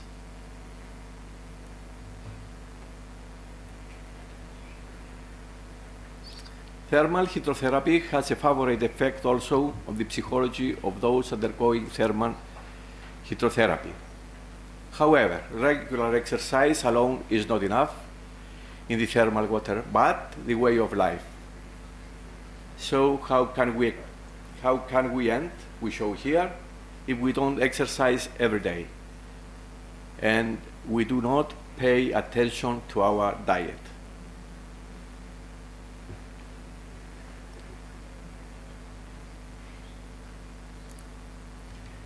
The healing properties of thermal waters are attributed to both mineral salts and their components, as well as radiation.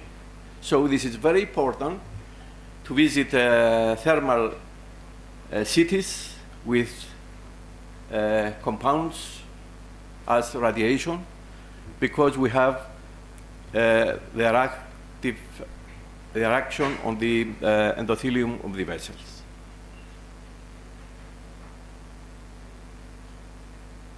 In conclusion, hydrotherapy, and especially hydrokinesiotherapy, is an integral part of the complementary treatment and prevention of many diseases, including cardiovascular diseases, with the basic condition of strict guidance by qualified personnel.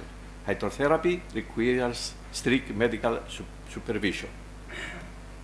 Smart hydrotherapy is not aimed solely at healing, but also in prevention, in the light of an investment in future health or well-being.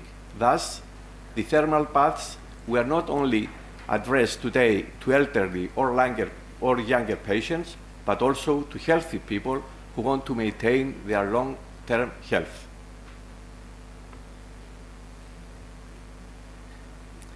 And as Hippocrates said,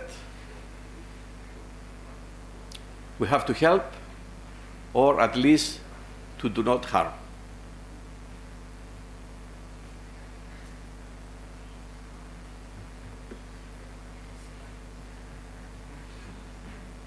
Thank you for your attention. Thank you so much for your more than interesting presentation. Namely, we, the surgeons, very often forget on additional therapy. That's my experience. But the first part of your lecture was also very interesting for me. Namely, during my secondary school, I have finished so-called classical gymnasium. I had very important education in traditional Asian Greece history. Thank you again. Now I have really special honor privilege to invite Professor Kalangas.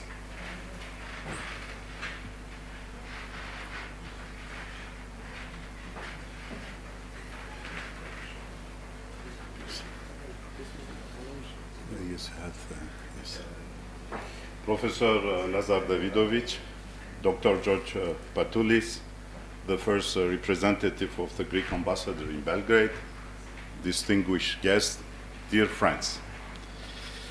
Before my presentation, I would like to thank first the Royal Highnesses, Professor Lazar Davidovic, the Dean of the Faculty of Medicine of Belgrade, Dr. Јорgos Patulis, the Governor of Attica and the President of Athens Medical Association, Professor Polidoro, a very good and strong friend, as well as all the members of the organizing committee for inviting me to the symposium, and especially once again to the fraternal lands of Serbia. Now I will present you the health inequalities, especially in pediatric cardiovascular medicine in this globalizing world. And we will see what are the needs and what are especially the potential solutions in the context of Hippocratic values. Since the beginning of the first human communities, humans generated and continue to generate by their collective work some global economic resources.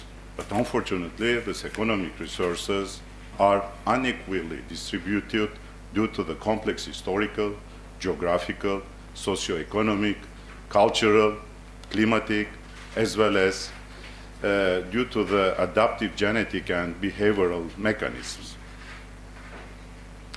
There is also, we can discover also this health inequalities within a given national productive system, again due to the social interaction between socio-cultural existing groups in a given country, as well as due to the political model adopted by the political power responsible for redistributing and consolidating the national wealth through fiscal and transfer systems.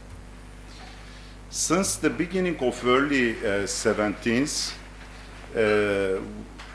we started discovering that these health inequalities and started conceiving that these health inequalities were a major problem with a major impact against human societies.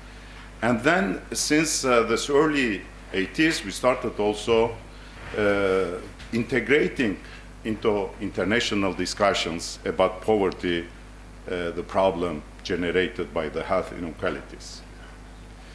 Now, let me show you a little bit what is the situation, especially in pediatric cardiovascular medicine in low and middle income countries, because as you will see, these inequalities in pediatric cardiovascular medicine are a flagrant example of this global health inequalities. If a country would like to cover its needs regarding cardiovascular surgery for its whole population, there is an optimal number of cardiac surgical cases. Is 860 cases per million inhabitants per year. Now, if you see a little bit, you see in North America is over than the optimal cutoff value, is 1,222 open heart intervention per million inhabitants per year. In Australia is around 800. In Europe, we are around 600. It means in the developed part of the world, the mean value is 816. And when you go to the developing part of the world, as in South America, is 147, Russia 37, Asia 25, and unfortunately, the worst number belongs to Africa. And here the mean number of open heart intervention in the developing part of the world is 60 per million inhabitants per year.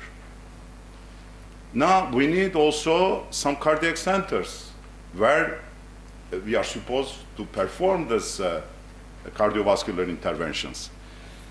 Again, when you see this number of cardiac centers, is one center per 120,000 inhabitants in the United States. In Europe and Australia is one center per 1 million inhabitants. In Asia, one center per 16 million inhabitants. And again, the worst value belongs to Africa, with one center per 33 million inhabitants. It means that 4.5 billion of people, unfortunately, in this planet has no access to cardiac surgery outside of North America, Europe, and Australia. And then in the centers, we need also cardiac surgeons to perform the surgeries. Let us see a little bit the number of surgeons per 100,000 population worldwide. Again, the best numbers belong to United States, 51 cardiac surgeons per 100,000 population inhabitants. Japan, Australia, look, Germany 13, China 10. And again, when you go to the Latin America, to the developing part of the world, again, this numbers go down. 7 in Egypt, 6, Sudan and Tanzania, again, you have these catastrophic values with 0.6 and 0.3. And there is a lot of African countries with no trained cardiologists or cardiovascular surgeons according to the norms, to the American and European norms of education, of training. Now, if we see a little bit the global problem regarding the congenital heart malformation in low-income countries, we know very well the incidence of congenital heart diseases is between 4 and 12 cases per 1,000 births alive. It means that there is approximately between 12 and 36 million children with congenital cardiac malformations, and we know every year half of them will die. Why? Will die of the consequences of their cardiac diseases, infection, malnutrition, and unfortunately some of them, they will become inoperable, due especially to the pulmonary hypertension. It means for the other 50%, ethically we are supposed to do something. And we know that with the birth rate worldwide, there will be between 500,000 and 1.5 million new cases which will be added to this normal number every year. It means, the problem will gradually become more important and more significant. Regarding the other diseases in pediatric population is everybody knows the rheumatic valve disease, and especially according to the World Health Organization, the statistics of 1999, there is 12 million people involved with this rheumatic valve disease. Unfortunately, 2 million children need repeat hospitalization, and there is 500,000 deaths provoked on a yearly basis by rheumatic valve diseases. It means there is also 1 million children, especially children, who need valvular surgery. Now, I would like to give you a very clear picture with regard, to a country, for example, of 10 million inhabitants, like Cambodia or Senegal. Is 10 million. Vietnam is 10 times more, 100 million, and Mozambique, where we are involved, is 20 million. In a country with 10 million inhabitants, there is 20,000 children suffering from congenital malformation, heart malformation, and waiting for surgery, and there is 5,000 children suffering from rheumatic valve disease and waiting again for valvular surgery. It means in a country of 10 million, you have 25,000 children needing cardiac surgery. This number in Vietnam, you multiply by 10, is 250,000. In Mozambique, is 50,000. You can easily understand the severity of this problem. Now, after getting this look into this problem, it's crucial to better understand the determinants of health conditions, and especially in a time period where more than 70% of the global population will live in urban areas by 2050, as well as in a period of time where there is an exponentially increasing percentage of people who will migrate to new destinations. And we are living today. We started with Syria, we started now with Ukraine, in search of better socio-economic opportunities, because there will be no this kind of opportunities in their own countries. The health conditions are mainly based on biological and genetic factors. This one is the first part. And the second part is based on complex interactions induced by socio-economic, cultural, political, environmental, and psychosocial behavioral changes and contexts. Now, let me start with the first part of this health conditions, because medicine made a lot of progress, a lot of advances, especially in genetics and thanks to the biotechnologies, especially since the second half of the 20th century, by setting up prevention actions, such as vaccination, and probably soon we will start also preventing some genetic anomalies, because we started the genetic bioengineering. We set up a lot of new screening methods for early diagnosis of diseases, especially in pediatric cardiology. We have now the opportunity to detect this, to discover this congenital heart defects with fetal echocardiography. We have the CT scan, MRI, etc. We develop, and we are developing also new devices implantable in human body from therapeutic health services, such as pacemakers, assist devices, especially for heart insufficiency, etc. And the other big advance we achieved is, we started getting the miniaturization of the surgical techniques, especially which permitted us to start operating newborns with 2.53 kilos, with very low weights. Now the second part is mainly based on complex interaction between socioeconomic, cultural, political, environmental, and psychosocial behavioral changes. And all this, the first part and the second part, both of them, they have a big impact on the etiology of congenital heart diseases.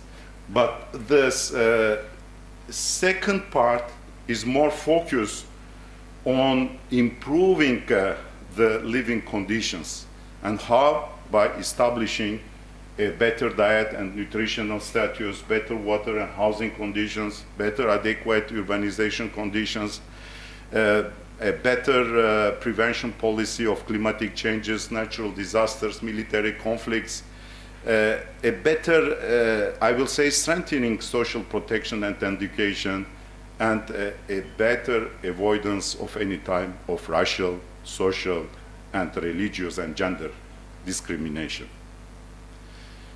There is this famous commission of World Health Organization. Unfortunately, you know, the commissions, they are here to make recommendations and nothing else. You will see, because there is, you know, I recommend you, if you have time, you know, to read this final report published in 2008 of this commission regarding this health determinants and health conditions. And they made, you know, three big recommendations. First, you know, it was to improve the daily living conditions, then to fight against the unequal distribution of money, power, and resources is what the OECD is doing now, and then to evaluate the dimension of the problem and the impact undertaken by all world governments. I'm thinking perhaps, you know, it is much easier to provide solution, especially regarding the congenital heart diseases, at a national level than at a global level. Because when you go to the global level, things are much more complicated, because there is other factors, other interests of the big powers. But at the national level, we can set up a stronger national political will to invest more in national health system, is what, you know, you are doing also in Serbia, and I appreciate a lot. And then, you know, we can achieve a better implementation of an appropriate political model to adequately intervene on the social determinants. And the most important also is to make, you know, some NGOs and international organizations, because there is a lot of this kind of serious organization and NGOs which can be involved in the prevention, care, and treatment modalities in the developing world. Now, one of these NGOs is also the Kalangos Foundation, and I would like to summarize a little bit what is the long-term tactical plan and model of this foundation.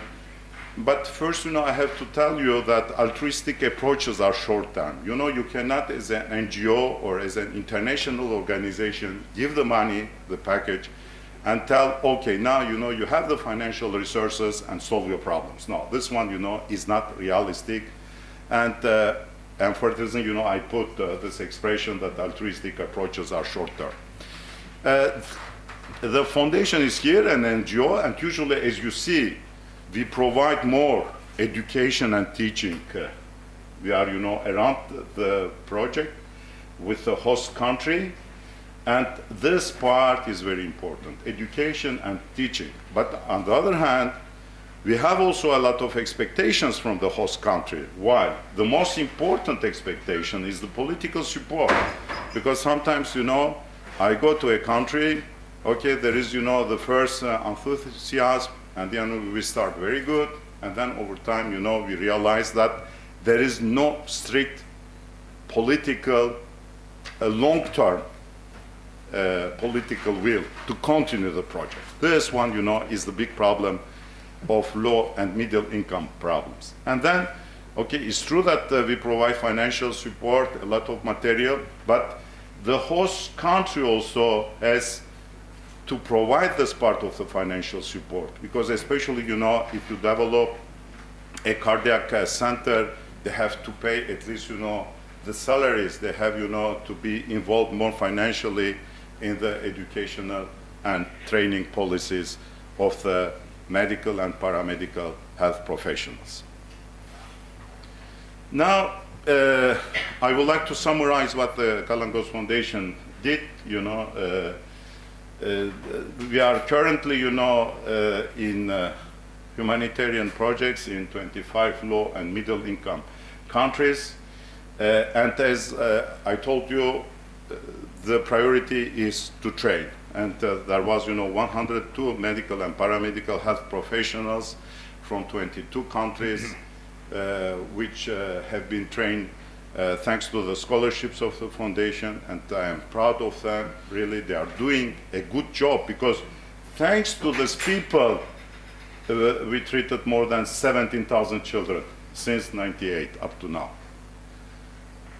Okay, you know, we initiated this humanitarian actions, it's true, but thanks to the collaboration, to the cooperation of these people, that, you know, you can reach these important numbers. And then we started also since 2003, in collaboration with all international organizations, the Global Forum of Humanitarian Medicine. I started in Geneva. Now I'm organizing every 2 years in Athens. The last one was last year, between 13 and 15 of November 2021. And this year, you know, after we are close, you know, to 20 years, and now we had 2,500 people, and thanks also to this online symposium facilities, who were connected to this global humanitarian forum. And I believe this number will increase more in the future. We started also the edition of the Journal of Humanitarian Cardiovascular Medicine. And I would like also to thank Professor Ida Jovanovic, who is in the editorial board, and she represents Serbia. And thank you again for this participation, Professor Ida Jovanovic. And I realize that in Greece also we have a lot of difficulties, especially in pediatric cardiology, because there is no academic level in pediatric cardiologists, and our foundation decided to make a gift to the Hellenic Society of Pediatric Cardiology, and I am now the General Secretary of this society. And in September we will start also publishing, editing the Hellenic Journal of Congenital Heart Diseases. Now, as I told you, solutions to alleviate these problems at the global level with regard to this health inequalities, very difficult. I strongly believe that we need an international leadership, especially thanks also to this globalization policies capable of formulating specific health policies, coordinating them in different sectors such as labor, education, social protection, etc., and supervising their positive effects on health determinants. Probably I will tell some sort of global governance able to collaborate with various international organizations such as the United Nations, the World Health Organization, the G20, the European Union, etc., as well as also with intergovernmental agencies and NGOs such as the Red Cross, Médecins Sans Frontières, NGOs involved in different health policies like the Kalangos Foundation. Thank you very much for your attention. Thanks so much, Professor Kalangos. Just one short comment, namely Serbia at the moment with total population of 7 million inhabitants has 5 cardiovascular centers, adults cardiovascular centers, as well as 2 pediatric cardiovascular centers. I think that is enough, but our problem is that vast majority of them are located in Belgrade. Yes, it's true. Now I have special privilege to introduce my very good friend, Professor Ďanukas, Dean of the Faculty of Medicine, University of Thessaly, Larissa, as well as visiting professor of Belgrade Medical Faculty. Thanos, please.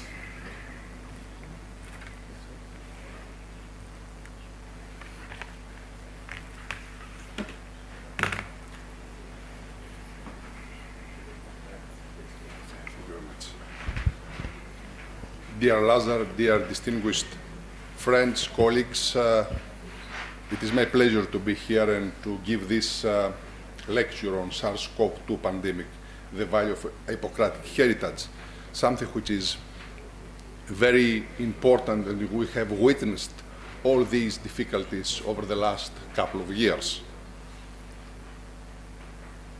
Before that, I would like to say that I come from the city of Larissa, which is situated at the heart of Thessaly region, which is in the middle of continental Greece. And historically, Larissa, it appears that is the oldest city in Greece. It dates back to the 20th century before Christ, with a very well-preserved ancient theater, which dates back to the 4th century before Christ. It has 200,000 population, ranking 4th in size among the Greek cities, and is the venue of the Faculty of Medicine of the University of Thessaly. And we are here, myself as well as the Vice Dean, Professor Ďanukas, because we are hoping and we are in a very good path to establish also a collaboration between our universities, University of Thessaly and University of Belgrade, as well as between our faculties, Faculty of Medicine of the Belgrade University and Faculty of Medicine at the University of Thessaly, on the top of, on the occasion of this Hippocratic event. Thessaly has a huge medical history.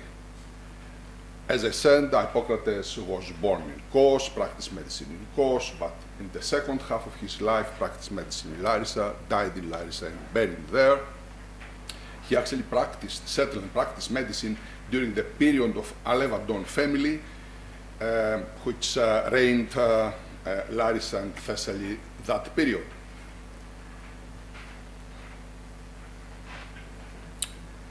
Epidemics manifested in Greece during the pre-Hippocratic era. But what was the important thing by that time? It was the belief that all the diseases were sent to the mortals, to people, by the gods, who also were the ones to treat them. Hippocrates and his philosophy changed completely this, because he did not attribute the cause and the treatment of the disease to the gods, but he founded it on real science. During the time of his activation in Thessaly and northern Greece, Hippocrates was called to deal with a great epidemic in Illyria and Paeonia, when people from that part of, let's say, Balkan area came and asked Hippocrates. The first thing that he asked was information on environmental conditions, about winds, temperature changes, and mist. And he wanted to have this information in order to foresee the way that this epidemic will spread around. He refused to travel to these countries because he was more than confident that the epidemic will spread to the south.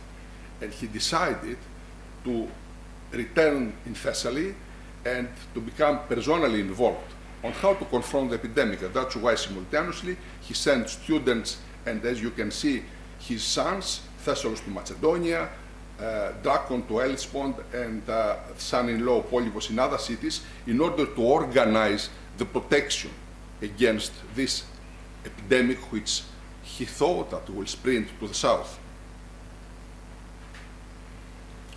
Hippocrates was not only interested in the treatment of diseases, but he wanted to identify what were their causes and the nature, and this has been described on his work on affections. He was looking for the causes of the disease in some specific domains: the man himself, the temperament and age, his lifestyle, and the environmental conditions.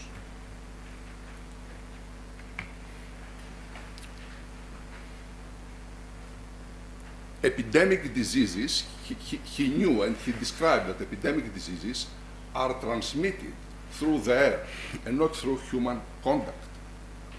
And this actually it is something that we have recognized in this pandemic that we experienced, because we know that the transmission of the COVID-19 is being done through the emission of droplets by a carrier of the virus. Is the airborne. And also Hippocrates knew that when a large number of people were affected by the same disease, this contagion happened through the air, has been described on the nature of man. The air is infected by miasmata, which are hostile to human nature. And he has characteristically mentioned this in this specific book, that an epidemic affects people regardless of the age, gender, dietary habits, and exercise.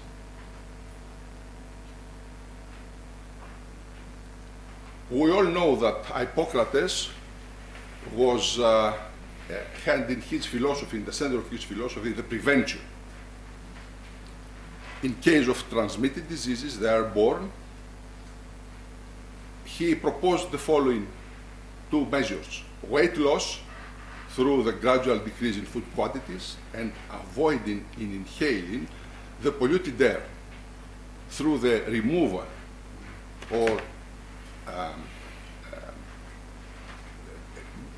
taking distance from the affected areas by the disease.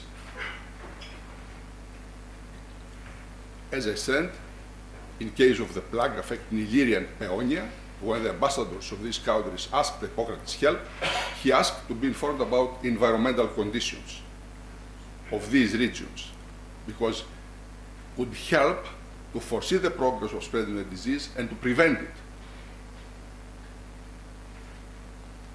Hippocrates also believed that age, idiosyncrasy, and individual lifestyle, namely nutrition, exercise, rest, sleep, hygiene, and baths, all play an important role in health maintenance and disease treatment. Also, in the event that someone is infected by the virus, then his former lifestyle played an important role, because he believed that the lifestyle would strengthen his immune system as well as to prevent the patients from being affected by the disease. And we know that in this pandemic, people that had a poor health condition were in poor health status, as well as having several other comorbidities, were the more vulnerable from the epidemic of SARS-CoV. Also, as I said, he gave particular emphasis on environmental factors: soil, air, sun, water, seasons, orientation of cities, climate, as an integral part of health maintenance and disease treatment. Nowadays, after the experience we have recognized that the handling of the COVID-19 pandemic, the most important issue is the prevention. Prevention from spreading, from transmitting the virus, the disease. And particular emphasis we know now that should be given on the protection of the most vulnerable groups. And also we know, and he knew, and he stated that the healthier the person infected by the virus is, the milder the symptoms are, and especially when there is no underlying disease. instead of epilogue. Hippocrates lived centuries before, but his views on the importance of epidemic prevention appear to have a diachronic value. He was one of the first to seek on the interpretation of the cause of the diseases far from the divine, and the first who wanted to seek the cause behind the origin, the transmission and the treatment of the epidemic diseases. This is the ancient theater of Larissa, which, as I said previously, dates back the 4th century of before Christ. And I would like to thank you very much for your attention. And before you applaud me, I would like to say that this is a common work with the president of Association of Friends of Hippocrates in Larissa, Mr. Rizos Chaliabalias, who is here. Rizos, you can stand up, and thank you very much for your attention.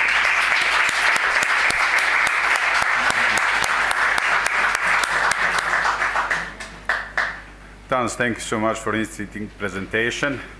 Our time is up, so this session is finished, and please be so kind. We should follow Natasha's instructions. Now I would kindly ask you to join us for the ceremonial unveiling of Hippocrates' bust sculpture in the faculty's main hall.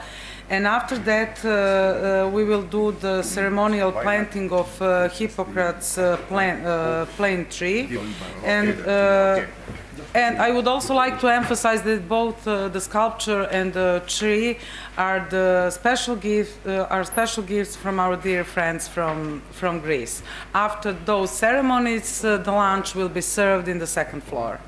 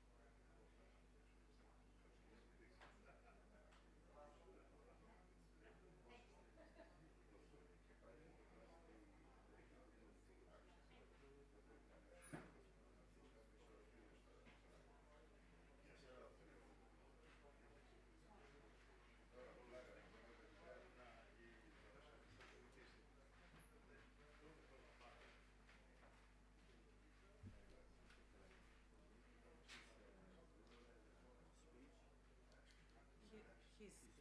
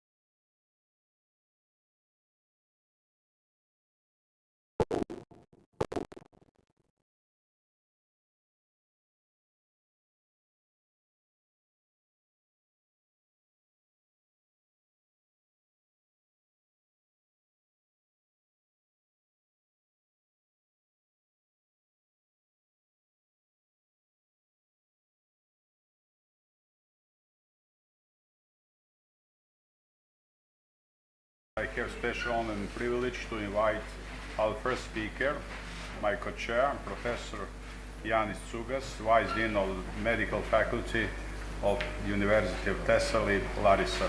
Janis, please. Thank you.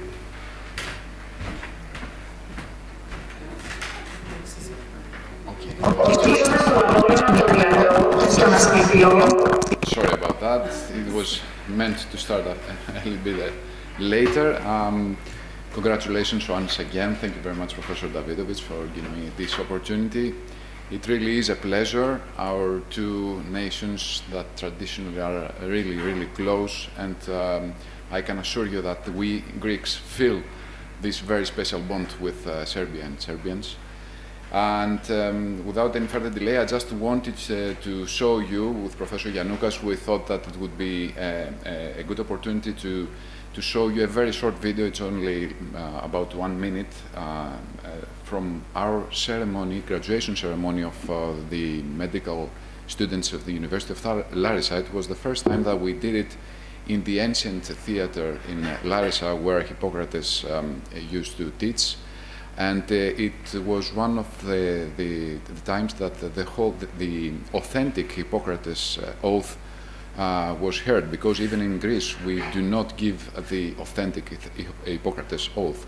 We'll probably do it in the future. So please allow me to show you this video for 1 minute, and then I will just take my place in the chair.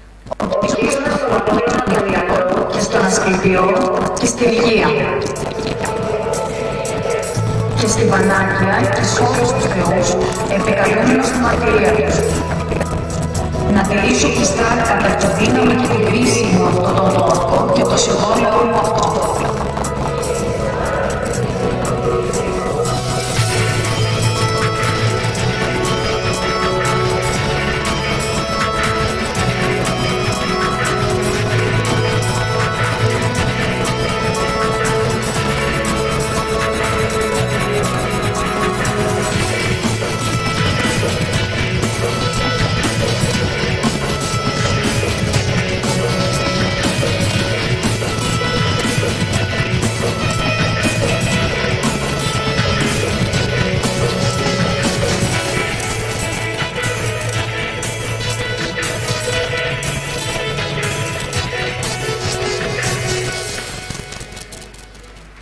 So that was just a glimpse.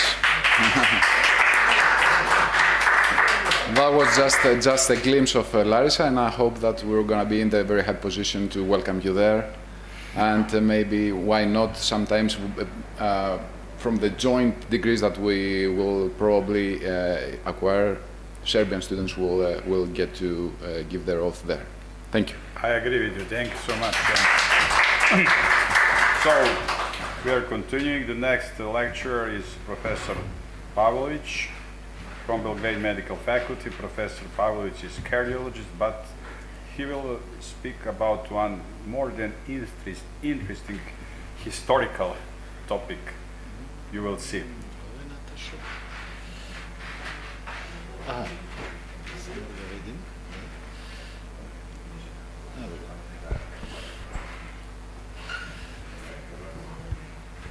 Okay. Dear guests, Mr. Dean, ladies and gentlemen, dear friends. Usual for us that we are a nation who suffer too much history, but we are here as a pupil of history. I think that is very important to remember that gratitude is something which can be forgotten. As my presentation is just to remind us for something. When the Great War starts, Austrian-Hungarian army with about 200,000 soldiers attacked Serbia, and in the first moment there was about 15 kilometers they go inside to Serbia, and after that in the counterattack, Serbian army in the two battles, Cer and Kolubara, make first victory in a great war than any allied army made it. After that, there was a period of about 1 year when both nations suffered for the epidemic situation with typhoid and recurrence, and thousands people died, even many doctors. After that period of the 1 year, the Germany with the Bulgarians and with the Austro-Hungarians prepare triple offensive, and they start the triple offensive, and because of very strong army, headquarters of the Serbian army and government, they decided to make great retreat. This is beginning of retreat from Niš, and in all central Serbia, all army start to go southern. And because of atrocity, they're very known of Austrian-Hungarian army, civilian population starts to go in a retreat together with the army. And that was some national exodus never seen before. In that great retreat, the people helps to army to move the vehicles and artillery parts. But the things start to be worse than when the winters begins and they go to the mountain. This is also when they came on the Kosovo field. That was a very cold winter, and many people died from frozen, from exhaustion, and there's also many animals die, and this is very important for the army in that time, for the horses, for the oxes. And also they came to the mountains. During that retreat, the fightings against this group of Albanians, and there was 3 directional retreats. The first one, the green one, that was the 1st Army, 2nd Army, 3rd Army in units, and with that part, the 1st Serbian English Field Hospital led Mr. Stobar McClare. She also retreated with the Serbian army. She was chief officer for that hospital. In the second, there was a King Peter with entourage, Crown Prince Alexander with headquarters. And interesting that there is also paintings. Francis Salisbury made that painting of King Peter's, who was with his army all the time, even that he was pretty old in that time. But this is not only imaginary way of thinking about that. It was true. King Peter's goes with his army. This is a picture from Risto Marjanović, who was a priest and an amateur photographer. He made a documentary for the history of this nation and this army, and this is a picture in November 1915. And that part, when cross bridge over the Black Dream, it was, let's say, saved area. But blue column with a large number of civilians, children, students moving at the goal meeting with the French army on the Orient, and then use the most acceptable direction. But in one moment, Bulgarian army attacked, and they, because of that, direction must go to move southwest. It was direction across the Albanian mountains and go coast to Durrës. In that direction, there was 36,000 students and children. 2/3 dies during that march. There was a victims. There's a victims losses during the Great Retreat, but there's a military commission, 1919. About 77,000 soldiers were killed, 77,000 soldiers and officers were missing, and 166,000 civilians were killed or missing. For some, or the most of the Serbian people, there was the first touch with the sea. There was walking corpse. French doctors use diagnosis misère physiologique for that condition. The most part of the army and civilians were. There is no good idea. Serbian army and civilians are in Albania on coast, and there is no good idea what to do with that. And during the Allied, let's say, make some meetings and not to have decision, only a small part of French headquarters decide to occupy the island of Corfu in neutral Greece. That was not so fair in a position of Greece, because Greece was neutral and friendly, but they came with the French Alpine archers who came from the Western Front. But there was no any resistance from the authorities and the locals, because they accepted their duties and accepted to help. This is some pictures, very rare pictures of Alpine archers who came in Corfu. This is a Corfu invasion. And after only 7 days, this embarkation of Serbs in Corfu started. It was 18 January 1916. In that transport, there was 81 transport ships took part of the evacuation, a total of 322 voyages. This embarkation starts in the Guvia in Corfu, and 1,300 Serbian officers and soldiers were evacuated. This is Serbian army in Corfu. This is first welcome in Corfu. And on Vido Island, there was, let's say, some kind of part where the most difficult cases stays, and many people dies. Even if they try to feed them, they dies on that moment. That's the reason that Serbs called Vido Island Island of Death. This is picture of the February 1916 with the deceased service. The last soldier who came of Serbian army who came on the Corfu was Serbian Crown Prince Alexander. He was waiting that every of his soldier came to safety, and then he came on Corfu. And then the beginnings of recovery.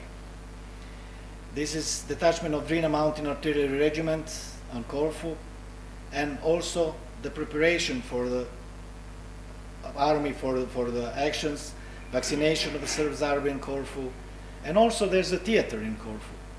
There was also something which people from Corfu do for the soldiers.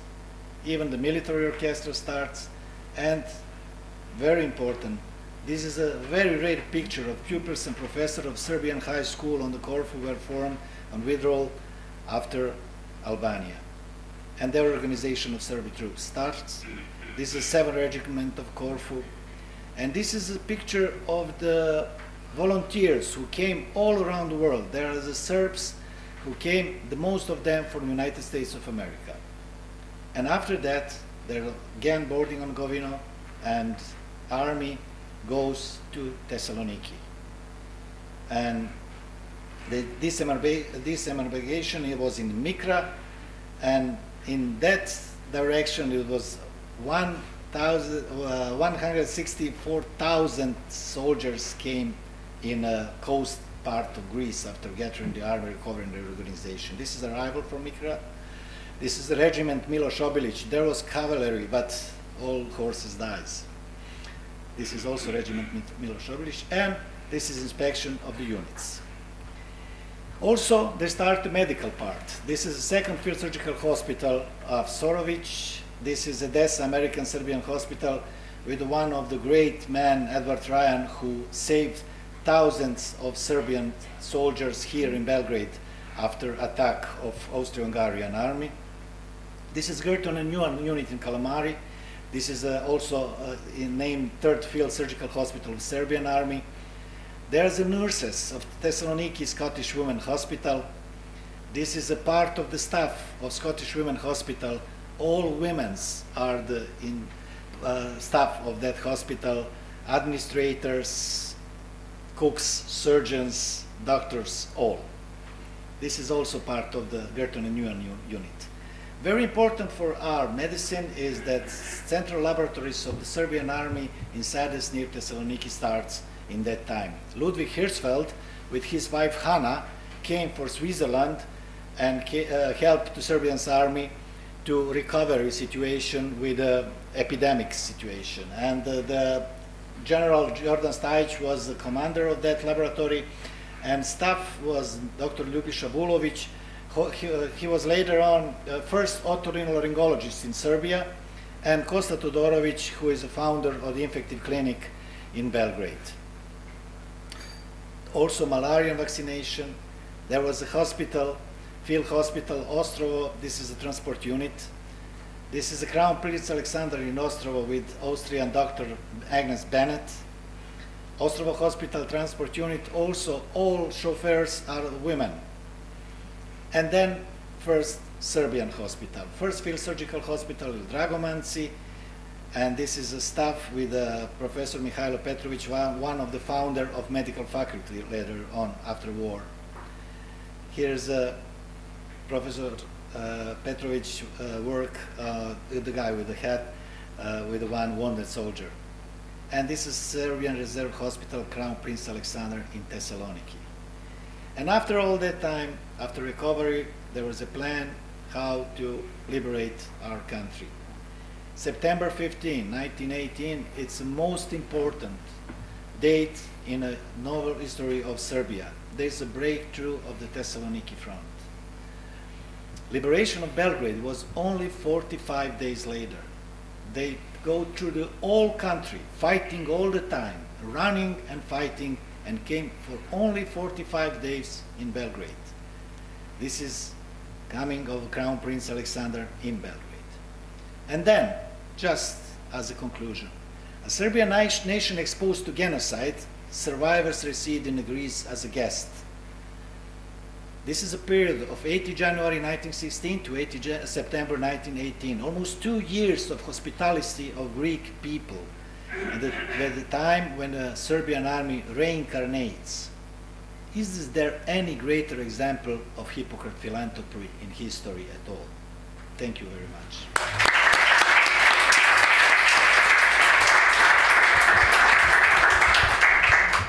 Thank you very much, Professor Pavlović.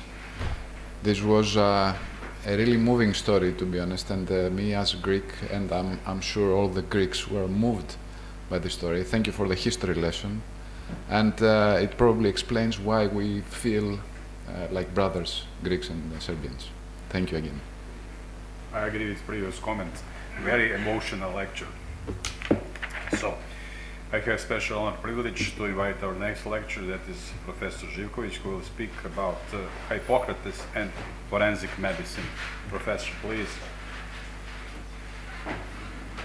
Thank you very much.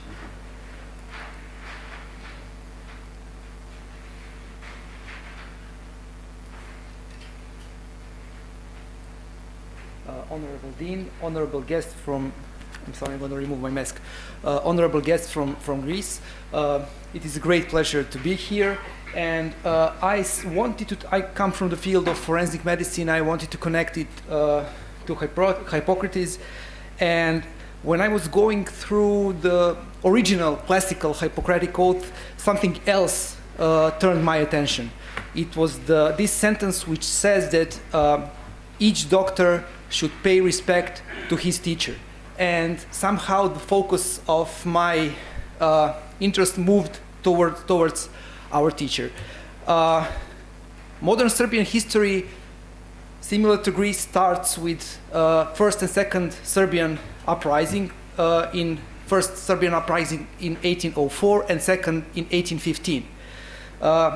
It was similar in Greece. The war for independence started in 1821. So this is the famous picture of which you are, I'm sure you know, all of you, Siege of Acropolis.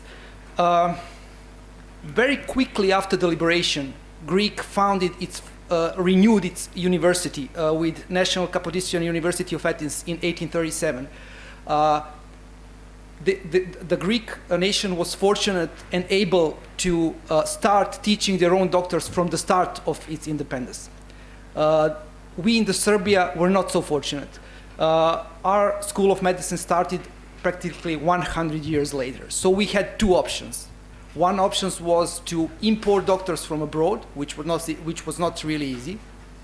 And the second option was to send our young and talented students abroad to teach them medicine, and then they would come back and treat our own people.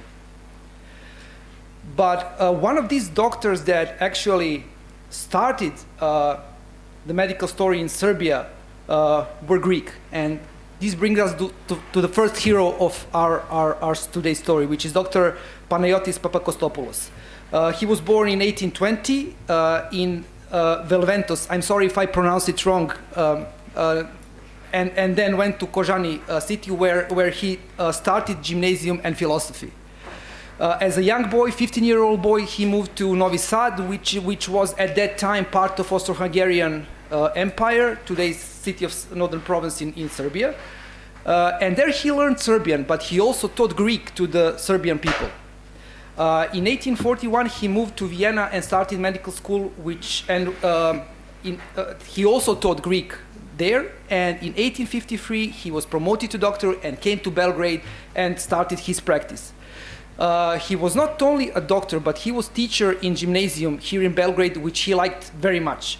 He taught Greek and with Greek classic culture and philosophy, and he was known to his students as good Papa, Dobri Papa.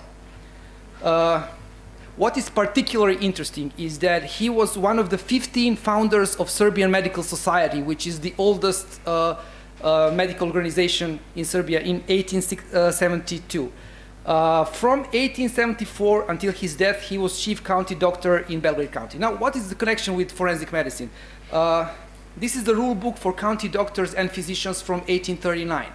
County doctors had many obligations, and under number 18, which you can see here, there is an obligation to do autopsy. So he was one of the first doctors on territory of Serbia who performed autopsies. At that time, we did not have neither pathology or forensic medicine specialists.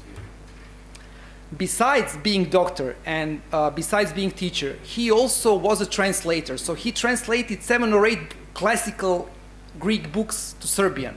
One of them is Homer's Odyssey, also Antigona, the tragedy, and also Isocrates' Rhetorics and Hellenic language. So he was a really prolific intellectual with enormous impact on Serbian, not only medicine, but also Serbian culture.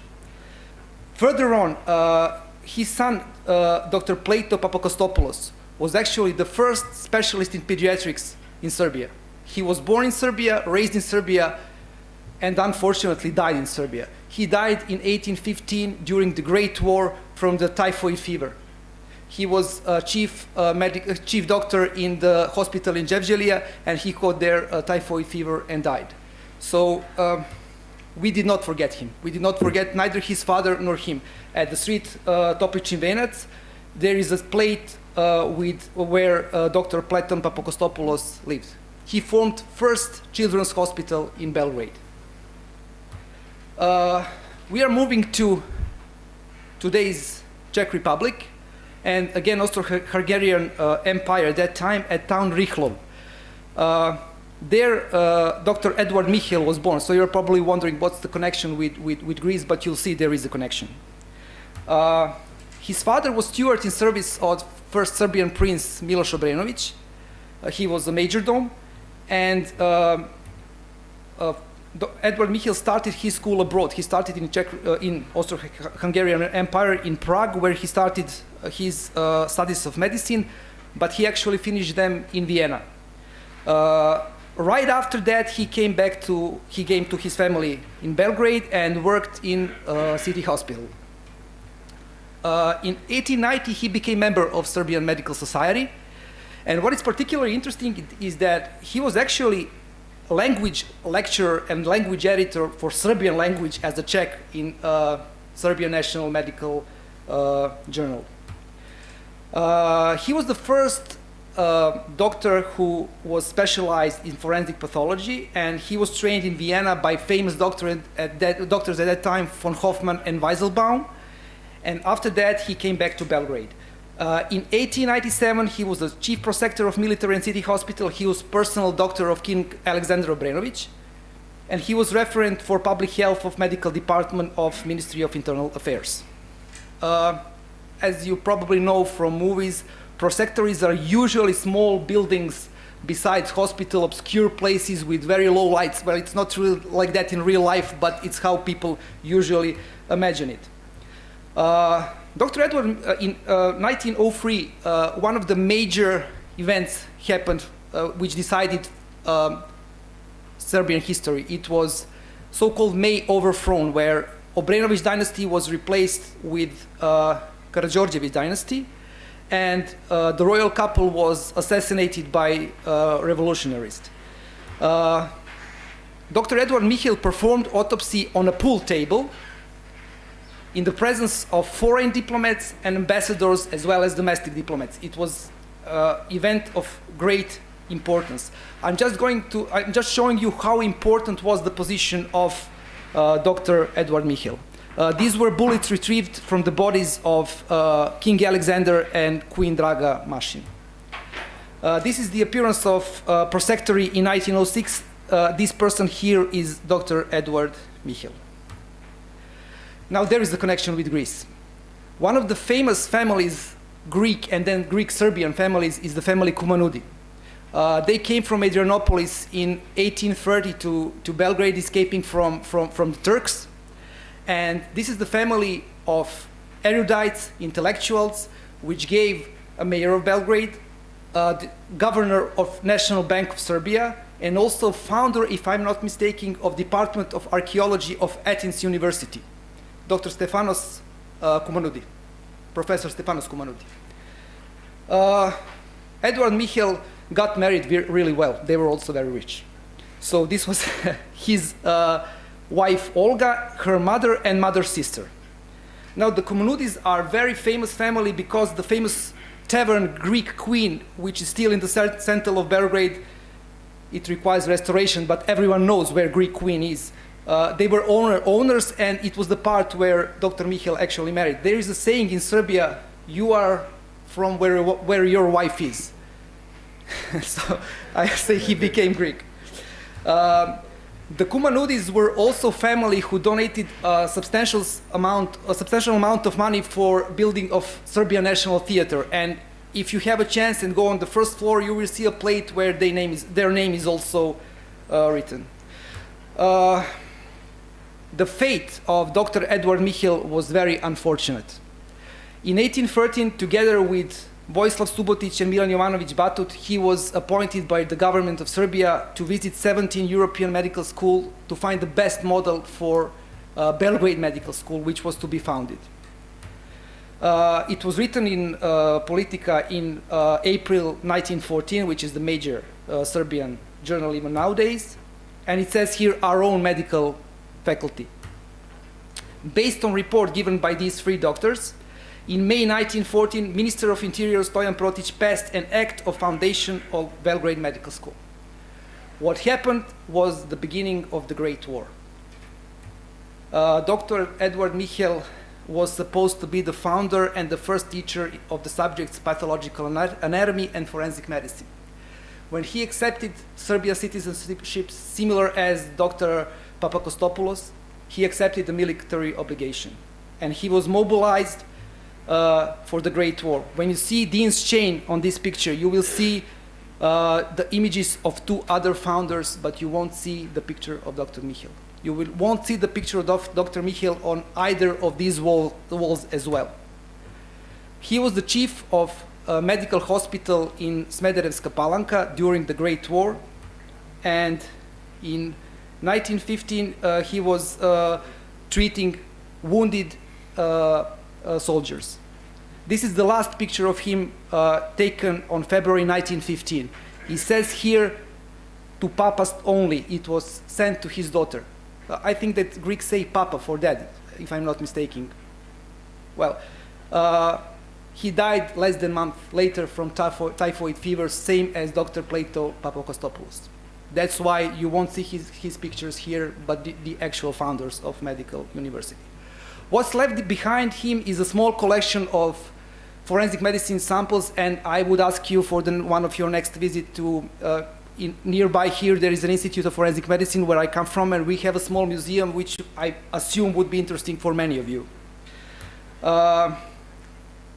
When we look at medicine before Hippocrates, it was a forest with no road.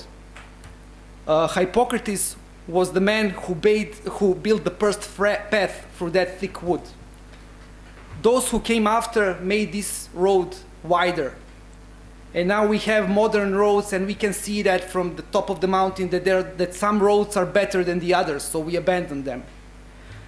But we must remember who were those who made the first roads. We must remember Dr. Panayotis Papakostopoulos, we must remember Dr. Plato Papakostopoulos, and we must remember Dr. Edward Michel.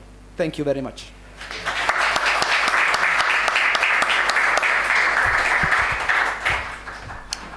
Again, thank you very much, because the previous talk was really moving, and this one was also, but again it gave us a sense of proudness. We're very proud to hear that you have Greek ancestors in medicine too. Thank you very much for your very nice talk. Thank you.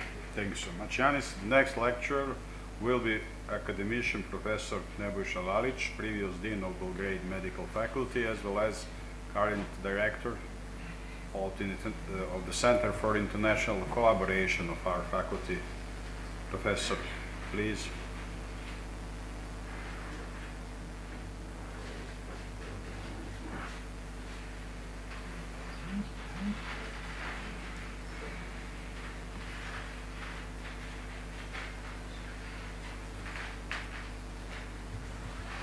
Thank you very much, our Dean, distinguished guests from Greece, distinguished colleagues.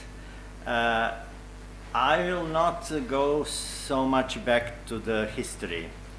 I will be slightly selfish in presenting our own history.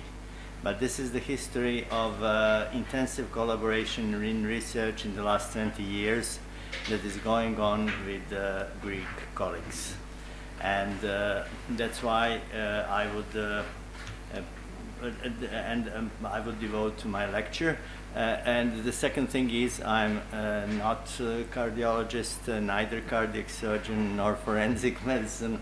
I'm poor internist or if you wish, endocrinologist and diabetologist. And we are now entering that field in order to show that in many fields in our medical school you can find an intensive collaboration with Greek medicine.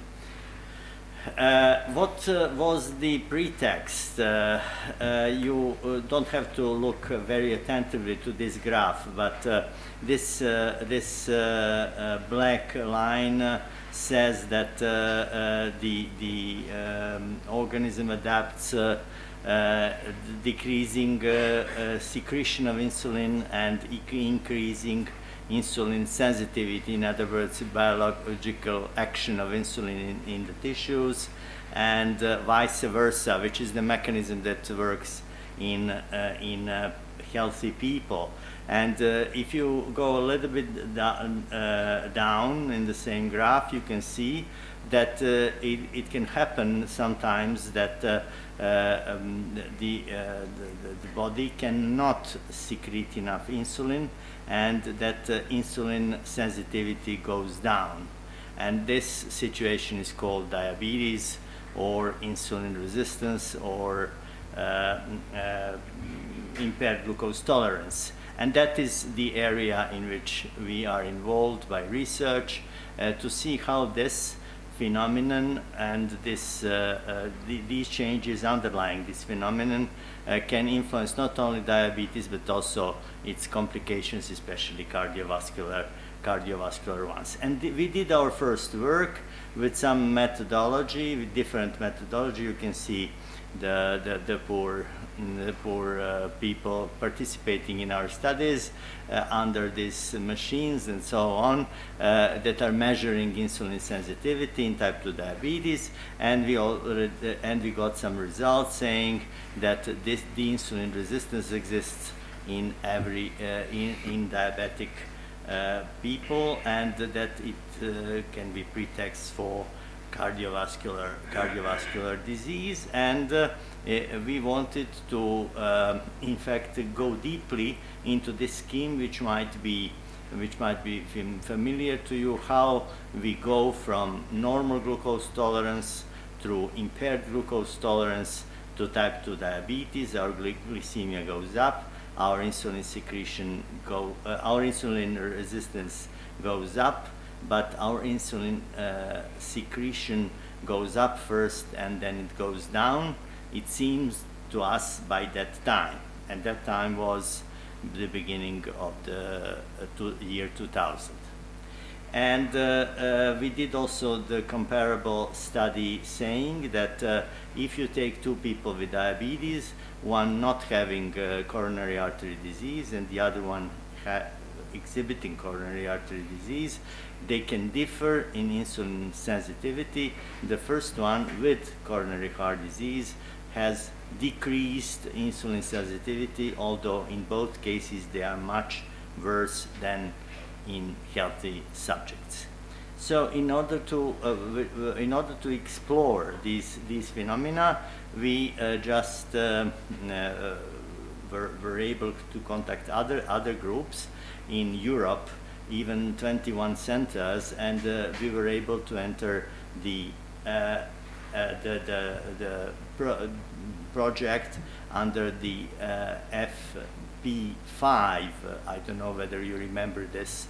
It was the call of European Union, and you can see these arrows. There were two centers that started from the beginning. One was in Belgrade and the other was in Athens, in National Kapodistrian University, and then in Aridinan, temporarily Aridinan Hospital, and then back in National Kapodistrian University, led by Professor Asimina Mitraku. And so those were the centers, and on the bottom of the slide you can see that it was the program that started February 1st, the year 2002. It means 20 years ago. And we went through this project. You can see that evidently we have the photos, at least, that we participated and tried to catch up what we would be doing. And there were yearly meetings of this project, and we had very intensive collaboration in which we found something that has somehow already been done, but not on 1,500 clamp studies, which was unique in Europe, that the insulin sensitivity is the highest, and insulin resistant lowest in normals, and it is completely vice versa in type 2 diabetes, going through the whole range of impaired glucose tolerance and impaired fasting glucose. But also we have discovered, using the computerized model, that insulin sensitivity otherwise all goes down in the very early phase of type 2 diabetes, but also that beta cell secreting insulin, beta cell glucose sensitivity goes even faster down, and that it can be even more reliable marker for the initial phase of type 2 diabetes, which caused many publications afterwards, challenging the previous paradigm, saying that it might be beta cell function and not only insulin secretion that might be predicting diabetes. Within the results of all this project, we found something which was not too which was not too positive for our two cities. I mean, we measured the parameters of metabolic syndrome and their prevalence by center. You know, metabolic syndrome is in fact obesity, abdominal obesity, and it appeared to be that in Athens, in Belgrade, the number was highest of metabolic syndrome compared to all other countries. The countries were mostly from Western Europe and the others, but we realized that it is the case, and we were not too, our enthusiasm was not too much spoiled because of that. It was not spoiled at all. We continued our collaboration, and we produced the results of our project about the relationship between insulin sensitivity and carotid intima media thickness, and regarding the relationship between insulin sensitivity, obesity, and cardiometabolic risk. As you can see, despite of the risk of metabolic syndrome, we gathered many times, and also with the good food, which also maybe increased our risk for metabolic syndrome, but we didn't care too much. And one of those meetings, which we will never forget, was at the Egina Island and near Athens, which was hosted by Asimina Mitraku, and you of course recall this area. And later on we continued our bilateral work, if you wish, with Professor Mitraku, and did the work in type 1 diabetes, in type 2 diabetes, and in pre-diabetes, following the same thing. And in the year 2016, Professor Mitraku became visiting professor of our Faculty of Medicine, University of Belgrade, and 2 weeks ago she participated on the online Congress, our Serbian Congress on Diabetes, so the collaboration continues. But it was not only Asimina. This is the list of the people that my group is in communication with, and had a collaboration with Professor Migdalis, with Professor Papanas, with Professor Didangelos from Athens, within Central European Diabetes Association with Professor Hatziagilaki, and with in International Diabetes Federation we did some studies with Kostas Makrilakis, and we had a collaboration with Dimitri Michalidis and Niki Katsiki. We would like this list to be continued, and we are really inviting the people from your universities to join us if there are those ones, and we would be glad to join them in this area of medicine. Thank you very much.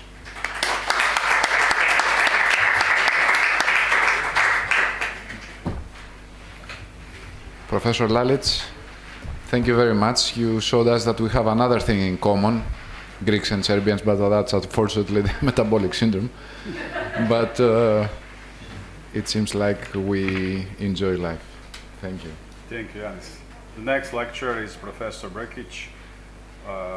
He will speak about Serbian potential in balneology. Professor, please. Thank you. First of all, I would like to thank the organizers, our dean and our dear colleagues from Greece for giving me this opportunity to present you some of the treasures that we share here on Balkan Peninsula. As you are aware, the nature was kind to us and gave us this place of earth which is very well equipped with natural mineral water springs, so we can say that Serbia has even fair distribution with a large number of locations. Sometimes these locations not only consist of one mineral spring, but there are sightings that there are more than 10 different mineral springs on very short, small areas. So we can talk about the province of mineral water, which was recognized even in Roman period when famous Roman baths were built around Serbia, and we can find traces of them still now within us. So when medieval Serbia state became independent around healing springs, which our folks calls the magical springs, some of the most famous monasteries were built, which were serving at that time not just only as the spiritual places, they were also places where we learned the language, and the places where first hospitals were bring. Even today, some of these springs are very active, and people do still use this mineral water. When Ottomans came and overthrew our state and built their own empire, they did continue to use the benefits of thermal mineral water springs that we can find here in Serbia, and they built them their hammams. Following the success of the Second Serbian Uprising, Duke Miloš Obrenović, we started to recover economically our state, and he brought Baron Sigmund von Heder, for Saxon Baron, in order to try to reactivate the minings in Serbia. But it is also written that he took 16 bottles of water that were called smelly waters for our folks, and that we can say was the beginning of scientific exploration of the contents and the merit of our natural resources, thermal mineral waters. And as you can see now, Serbia is fairly equipped with large capacities of mineral waters, and coming from the origin of those waters, it is not so difficult to explain why we have so many hospitals, specialized hospitals, that are using balneological and natural environmental factors as medicaments. Coming from the western part of Serbia, following the river Danube, there are sightings of very rich salt waters, which can also be as industrial waters, that are showing us that there is a high content of the salt deposits in this region. Following that, we have Carpato-Balkanoid region, where some of our most famous spas are located, where there are spas from ancient period, and there are now spas being built in modern era, and you can see the people who traditionally uses these places. So these are some of the big, most interesting phenomena in our country. In Serpo-Listo Lake, you can see now that during the 70s and 80s years of the 20th century, the spa centers were reorganized, built as the hospital for rehabilitation, and they are now as well part of our medical system, which serve to recover the person who underwent surgical procedure, who were treated for various diseases, rheumatoid diseases, who also treated for diabetes, stuff like that. And you can see that many of these locations are equipped with modern hospitals, and they are also based on physical rehabilitation process, but they are using natural phenomena, they're using thermal mineral waters, they're using healing muds as well, and some of them do possess some small amounts of radioactivity as well. Here is one of our best spas in our country, Vrnjačka Banja, Vukovička Banja, and there's one especially is here in the vicinity of Belgrade, like 20 kilometers from here. We have a very modern facility which is using thermal mineral water with high salt content, and is also equipped with healing muds. And what I can say that there is also in Vrnjačka Banja as well facilities that is also using hyperbaric oxygenation or hyperbaric chambers as an adjuvant treatment to various diseases that are being treated in this place. In Manastir Veluće, near region, you see magnesium is stated here because this is the place where Mivela, one of our most famous bottled water, is originated, which has the highest content of magnesium around here, which is very specific for that water. When we come to the western parts of Serbia, we also have our Queen's Spa Banja Koviljača, situated in the very unique environment, and also have different spas. So phenomena here shown are only small percentage of those who have been actually exploited and used over the years, over the decades, some mostly over the centuries.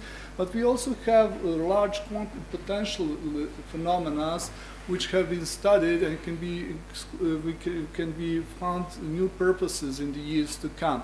This is the only part of our country, Panonski Basin, which is not on the part of Balkan Peninsula, but it is to our adjacent country towards Hungary. And you are all aware how Hungarian tourism and Hungarian health tourism gave prosperous under the following years of the collapse of the Berlin Wall and the transition from socialized state to capitalist country, and that is something that we still haven't figured out how to exploit the possibilities. I'm very grateful for today. My colleague Anna Vraneš will tell you something about the actual project that we did for this autonomic region of our country. We were discovering the new potential for reusing of mineral waters in health as well as medical tourism and so on. You're all aware that the end of the new beginning of the new millennium gave new perspectivity for the using of thermal mineral waters. Today they were only used, traditionally they were used for healing people who were already ill, who already had problems. But in terms of new millennium, the new awareness and wellness concept developed, so the shift was towards the healthy person, towards the population that is still active, towards families with young children, and to provide them the necessary relief and rest from everyday modern life stress. So new modern spa centers will build around our country, equipped with facilities for leisure, but also have capabilities of giving some small medical treatments and cosmetic treatments as well. So the concept of wellness was developed here, and it is still booming. And I'm also very proud to say that our School of Medicine, has a long tradition in the field of balneoclimatology. The Department of Balneoclimatology conducts postgraduate studies. So this is specialist studies consisting of 2-semester course for physicians. That means doctors who already have a specialization degree. This is subspecialty level, and we are in constant search for new opportunities to provide our citizens, and of course citizens of the world, a new perspective for using these traditional methods and in giving them new lights in use to for their search for medical, wellness and touristical purposes.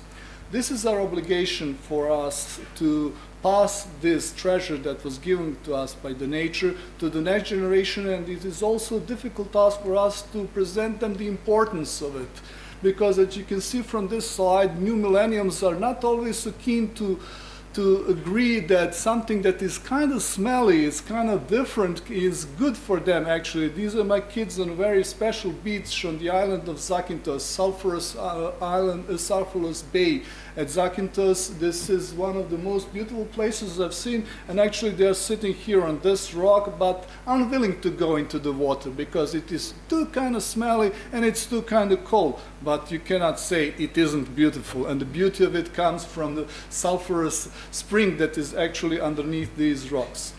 So I'm afraid that I, as always, was too fast in my presentation. Do forgive me, because it's a bit not easy for me to present this in front of this distinguished group. So it gives me the opportunity, if you wish, we can discuss it in more details. Because I'm aware that sometimes, due to the stress, I need to relax and I need to go to some of these facilities, but I hope that you got the glimpse. We have something that is unique, something that nature gave us, and we have a long tradition in using it, but gatherings like this will give us new perspectives in ways that we can communicate and find a joint venture. Somebody mentioned pie. I don't think we have a pie. We have big cakes here. Greek has the best part of the Balkan Peninsula. Islands of Greece, I've been to Kos, I've been to Corfu.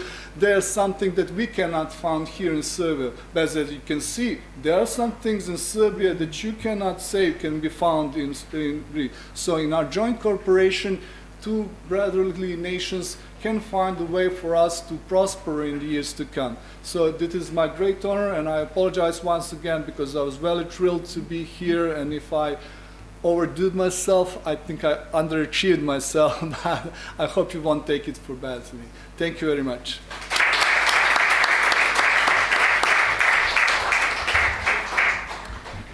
Thank you. It was an excellent presentation. It wasn't too fast. We enjoyed it. And we always knew that the Serbian water was beneficial for, we didn't exactly know about the ingredients, thank you. So why not connect Serbian waters with a great pipeline to the to Greek islands, and we'll have the best outcome. Thank you again. Thank you so much, Yanis. The next lecture is Professor Ranjas, our distinguished guest from the Faculty of Geology, and she will talk about methodological approaches to the thermomineral waters in Serbia. Professor, please, and welcome to Belgrade Medical Faculty. Thank you very much.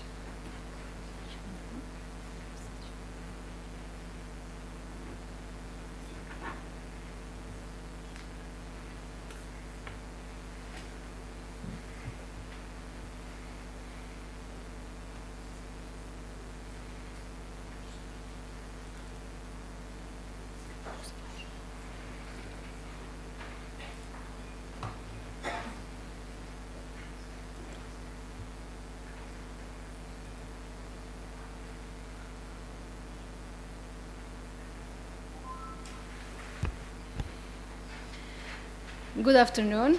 My name is Ana Vranješ. I'm assistant professor on Faculty of Mining and Geology, Department of Hydrogeology.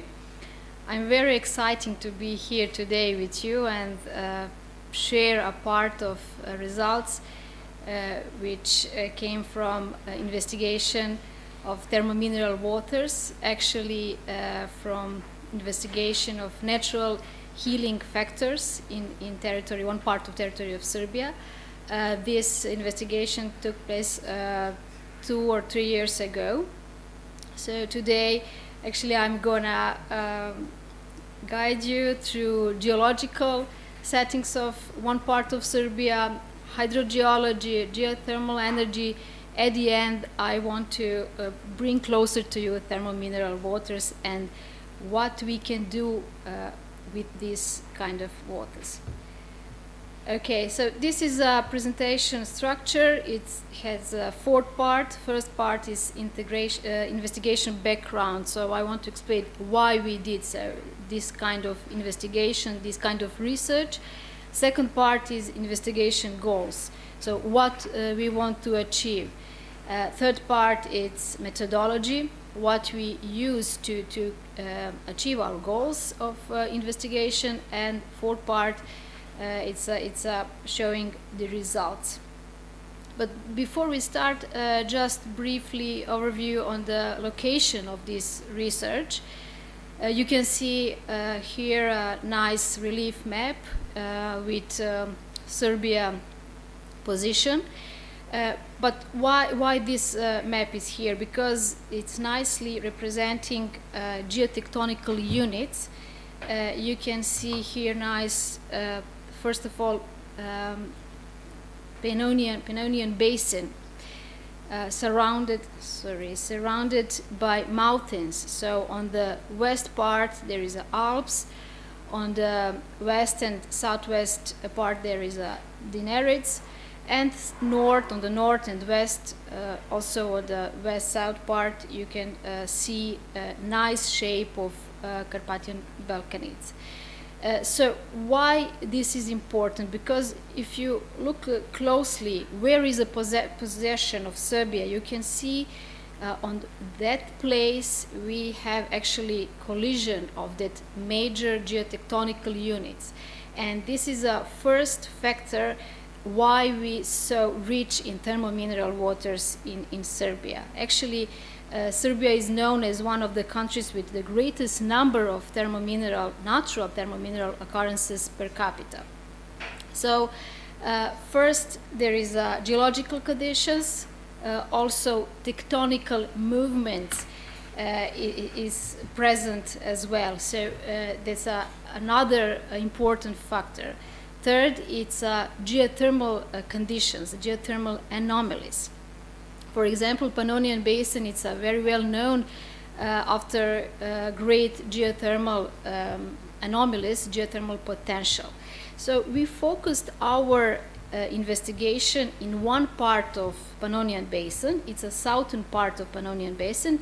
Here there's red area which covers north part of Serbia, shows exactly where we did our investigation. So we are focused on Pannonian Basin.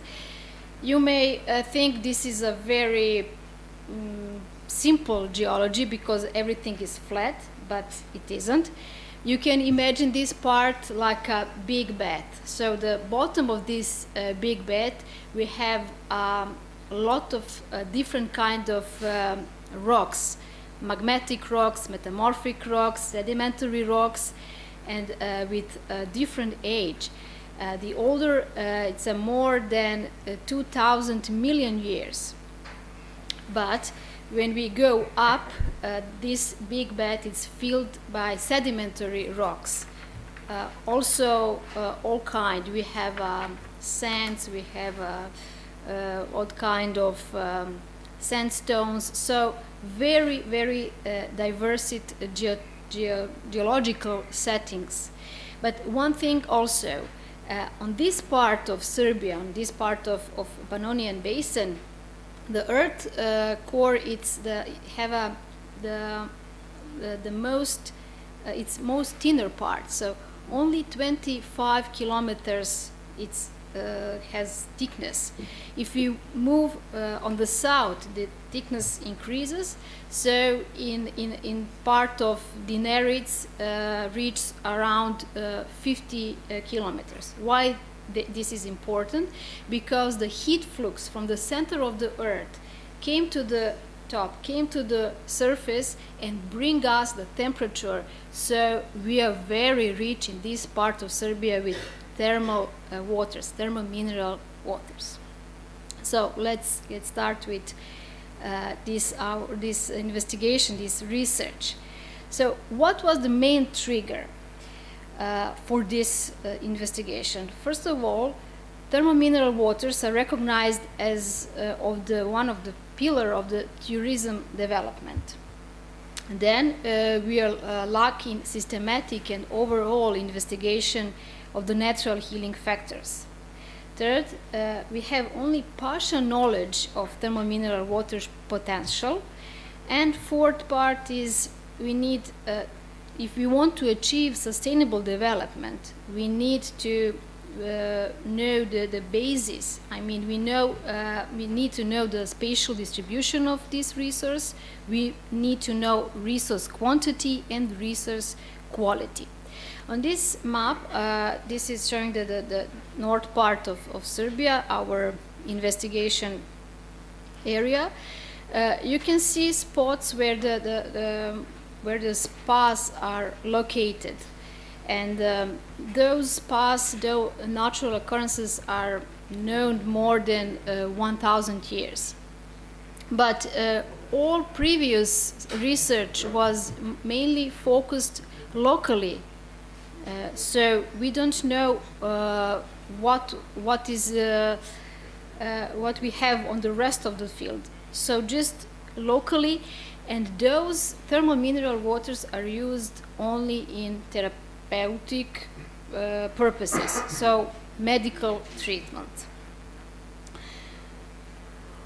So what we want to achieve, you can find 10 reasons.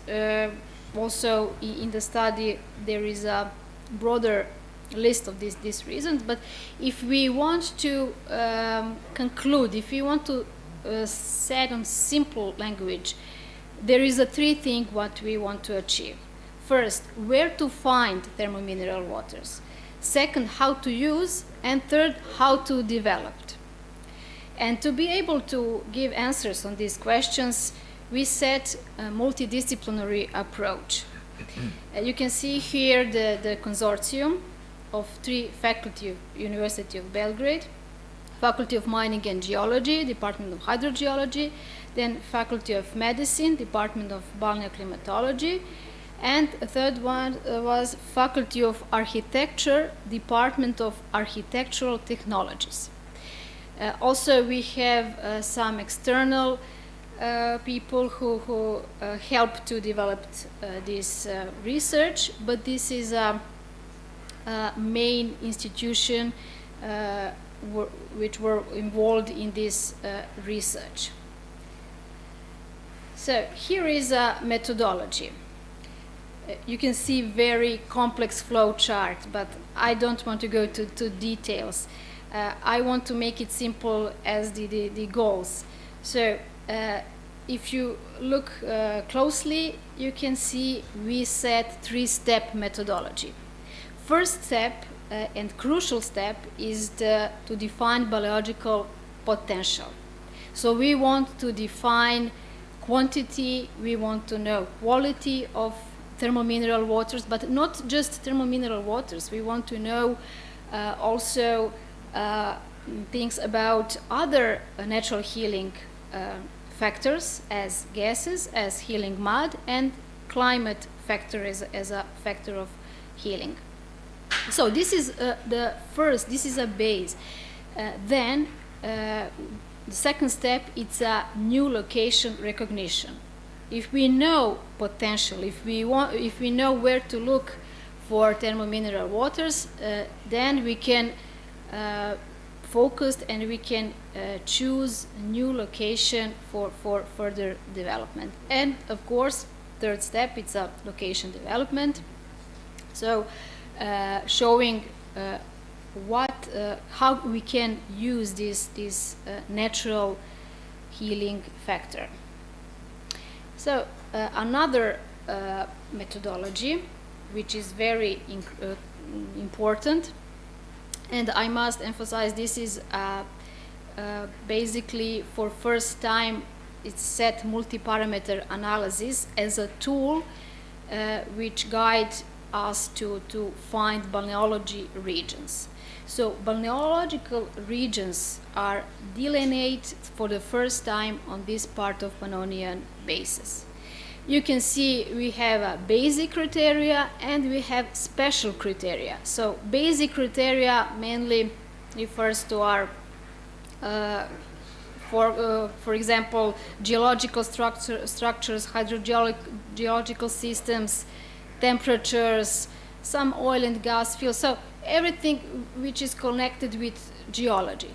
But this special criteria, we looked a little bit closer to characteristics of thermomineral waters. So we have we analyze groundwater mineralization, gas occurrences in groundwater, content of microcomponents, then location and for mud and salt lakes, and at the end climatic characteristic. So this was a main flow chart, the main methodology that we used to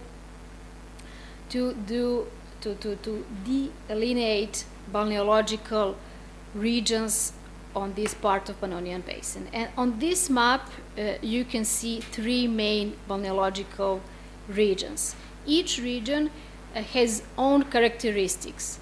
So I don't want to go too much in detail, so this is just main characteristics. For example, this first region, which is on the north, when we speak about natural healing factor domination, we only have thermal and mineral waters. We have 33 wells. Average depth of those wells are around 1,000 meters. Active facilities 7. And when we speak about characteristic of these waters, we can find mineralization up to 10 gram per liter and temperatures up to 60 degrees. Second balneological region is in a center part. It's the largest, and there we can find thermal and mineral waters, but also gas, also healing mud below it. So now we have 100 wells active, and average well depth it's more than 1,000 meters. It's around 1,300 meters, but only 2 active facilities. And you can see we have a little bit mineralization is increased, so it's above 10 gram per liter. Also, temperature is above 60 degrees. We can find there lithium water, so groundwaters rich in lithium. Also, methane as a gas is dominant in these groundwaters. And third balneological region is on the south. There we can find thermal and mineral waters, and climate conditions. It's interesting on this part. So Fruška Gora mountain, basically beside Vršačke planine mountain, is the only mountain relief in this area, and that's why we find there specific climatic conditions. So it can be used as a healing, natural healing factor as well. Okay, those were the balneological regions. So when we delineate these regions, we calculate potential, we know the quality, and then we start looking for a new locations. Here on this map you can see 50 new locations that we noticed, that we defined after previous results. Mainly are locations with thermal mineral waters. Yellow on this chart you can see other healing, natural healing factors. So gas in 3 locations, pelloid on 6 locations, and climate on 5 places. Okay, so this is the second step. So the final step is how to develop this location, to propose how to use these healing factors. So we classified each these locations not only by our factors. We now include economical development, infrastructure development. We looked on demographic situation. So we include side factors as well. And then we distinguish 6 types of possibilities to use. So we make classification like this: public drinking fountain, public bath, wellness and spa, special hospitals or rehabilitation center, sport and recreation center, and healing mud exploitation. So we basically classified this location in 6 classes, including all those factors that I already mentioned. And each location has own fact sheets. This is just preview on fact sheets. You can see the basic information about balneological region, about natural healing factor, regarding geology, hydrogeology, regarding chemical composition, possibilities to use, and as I said, every location has own fact sheets. At the end, third step is developed here. So we developed further locations. You can see each location get the possible look in the reality. For example, public drinking fountain. We have you can see here more than 20 locations, which is said to be the public drinking fountain, and this is proposition how can they look like. So we why is done like that? Because we want to bring to people thermomineral waters, not just to look the health part of population as well, because people want to use natural resources, and we actually want to bring them closer to this gold on our part of Serbia. So you can see the prototypes. So prototype of public drinking fountain, second type sport and recreation center, wellness and spa, public bath, and healing mud exploitation. So and those models are done regarding the real situation on the field. So we visited every location, and based on our previous data and data on the field, we propose how to use this resource. Thank you for attention.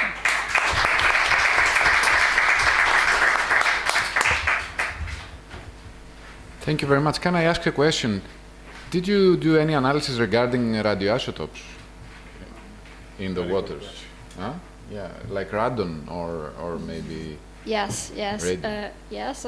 We did complex chemical analysis, and we distinguish 3 or 4 locations with high radiation. So yes, and it was radon.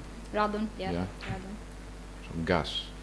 And how do you deal with it? I mean, is it in terms of restrictive, a protective measure, or is it drinkable and everything is safe? Well, when we found this kind of waters, we put them in this medical part. So you can only use in a medical object institutions, not on the drinkable fountain. So.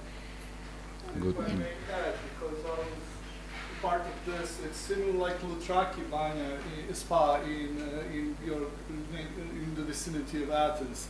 There are some location that has a little bit higher potential regarding regarding radioactivity, but they are within the limit that can be exploited as a healing factor, not as a harming factor. I think that was your aim of your Yes, question. exactly. Yes. Okay. Thank you very much. Thanks. Thank you. Also, we find arsenic waters. So also you can use in some portion as a healing effect. So a lot of interesting chemical composition we found in the waters. Thank you. Thank you so much, Professor Raneš. Medical faculty will support your investigation. Thank you very much. Interesting for me as a surgeon, believe it. Thank you. And last but not the least lecture is Professor Ristić, Vice Dean of Belgrade Medical Faculty.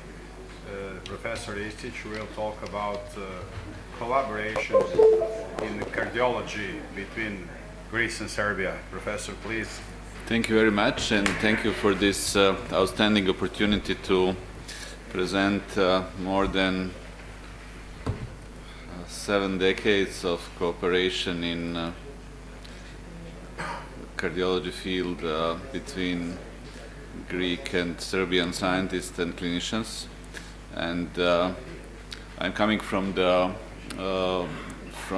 Clinical Center of Serbia and the Department of Cardiology, which has a long tradition of international cooperation and long tradition of excellence in different fields of cardiology, and this is a similar situation in other universities and other hospitals in Serbia. We are trained and oriented to be directed into international cooperation and support of our Greek friends, and participation of both of our societies in the European Society of Cardiology, and Greek or Hellenic Society of Cardiology is a member since 1952, and Yugoslav Society of Cardiology, which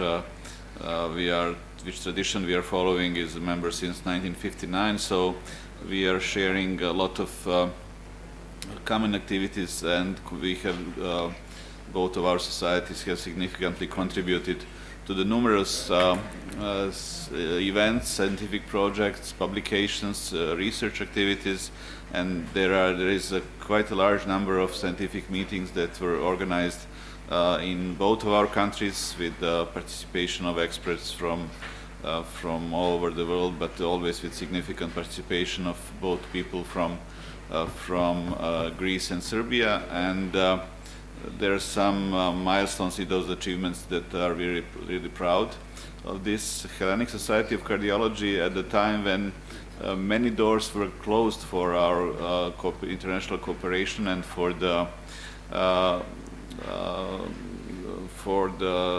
opportunities to send our at that time younger physicians in foreign centers. We had a long tradition in the past to that each of our faculty members spent at least 1 or 2 or more years in some of the leading international centers. That in the 90s, when the country was under sanctions, Hellenic Society of Cardiology was kind enough to provide a line of scholarships for the people that are listed here, and all of them spent between 6 months and more than a year in the leading Greek hospitals, mainly in the Onasian Hospital in Athens, and all of them have made further on outstanding careers in the clinical field and the research. Professor Stankovic is a academician of our Academy of Sciences and Arts and the director of the Department of Cardiology. He is also the chairman of the European Bifurcation Club and the leading interventional cardiologist. Professor Milašinović is regional and international lead in the pacemaker therapy and the director of our pacemaker center, and all those people here that were trained in Greece are now also leading experts in their fields. Professor Trifunović is in imaging, Dr. Simeonović in heart failure, Professor Belesin and Professor Vukčević in interventional cardiology and coronary artery disease. As a sign of these traditionally excellent relationships, winners of the gold medals of the Cardiology Society of Cardiology of the Cardiology Society of Serbia there are 3 members from Greece that were awarded with these gold medals, and even a higher distinction was awarded to Professor Basil Tanopoulos and Paulos Toutouses, who were also elected to the position of the foreign member of the Serbian Academy of Sciences and Arts, which is the highest possible distinction for an international scientist in our academic world. And Professor Tanopoulos was on numerous occasions in our university children's hospitals. He was cooperating at that time with our Vice Dean for Research and International Cooperation, Professor Simonović, who established at that time a school in English in our university, and both children of Professor Tanopoulos graduated from our university, and one of our graduates is also consul of Serbia in Corfu. Professor Toutouses was for many years supportive of our educational courses and the congresses, and he has also largely contributed to the development, especially of our interventional cardiologists, and has cooperated closely with the chief of Department of Cardiology at that time, academician Ostojić. Panos Vardas was the president of the European Society, one of the rare, actually one of two presidents of the European Society of Cardiology that did not came from Western Europe. So he is the only Greek president of the European Society of all times, and a close friend of our region, close friend of Serbia. We still vividly remember the times when it was not possible to get any kind of registration for any international meetings, when Professor Vardas was making these things possible for our fellows and residents. And he was on many occasions in Serbia, and he supported our international activities to the great extent, and due to his support we were able to be a part of leaderships in several areas in the European Society of Cardiology, and were also able to host several important international meetings. I'm very happy that Professor Kalangos is today with us. His contribution to the education and to the better management of our very complex patients, mainly with congenital heart disease, and his cooperation not only with the University Children's Hospital and the Department of Cardiology that was at that time led by Professor Ivanovic, who was this morning with us in this room, significantly contributed to the life-saving successful procedures in these cases. And our university and our healthcare system is immensely grateful to Professor Kalangos. This is a rare example of humanitarian effort that tremendously contributed to the development of a very challenging and very complex field in cardiovascular medicine. Professor Stefanadis was also one of the prominent Greek experts that was closely cooperating not only with our Department of Cardiology, it was on numerous occasions in Belgrade, and helped us to the great extent to develop high profile of international meetings that were well recognized and well attended from not only in international cardiology but also in other areas of medicine. Our cooperation was focused not only in heart failure interventional cardiology but also in imaging, and George Athanasopoulos was tremendously supportive in this area. Professor Tekriposkiadis was also several meetings on heart failure in Belgrade, and we have an excellent relationship with him, and our delegations were also in meetings that Professor Tekriposkiadis organized in the past. Antonis Pantadis is a Greek physician in London. He was the president of the European Society of Cardiology Working Group on Myocardial and Pericardial Disease, where is also George Lazaros from Athens is a member of the nucleus, and this important working group with more than 800 members currently had free conferences in Serbia. It is one of the rare examples that any European constituted body had annual conferences 3 times in the same place. The last time I was the host of this meeting in 2018 in Belgrade, with a very strong international attendance and high visibility in the world of myocardial and pericardial disease globally. However, the greatest support over this last 20 years came from Jerry Filipatos, who was the president of Heart Failure Association, but his contribution to the activities of the European Society of Cardiology and the European Society of Cardiology in general is much beyond his 2 years of presidency of the Heart Failure Association. He also supported our education of our fellows in other institutions. He was one of the key persons that enabled Belgrade and Serbia to host the Heart Failure Congress in 2012 in Belgrade. This meeting was a turning point for the heart failure community globally, and that time many educational projects, many research projects, the textbooks were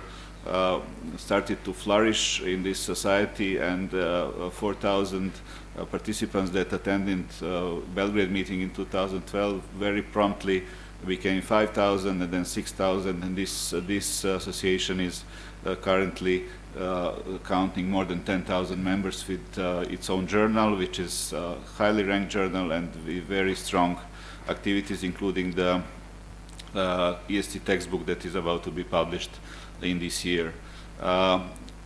Current composition of the board of Heart Failure Association is also including 2 people from Serbia and 2 people from Greece. These positions are in public elections, so it's not easy to be elected in the board of such a large and prestigious association. And Dr.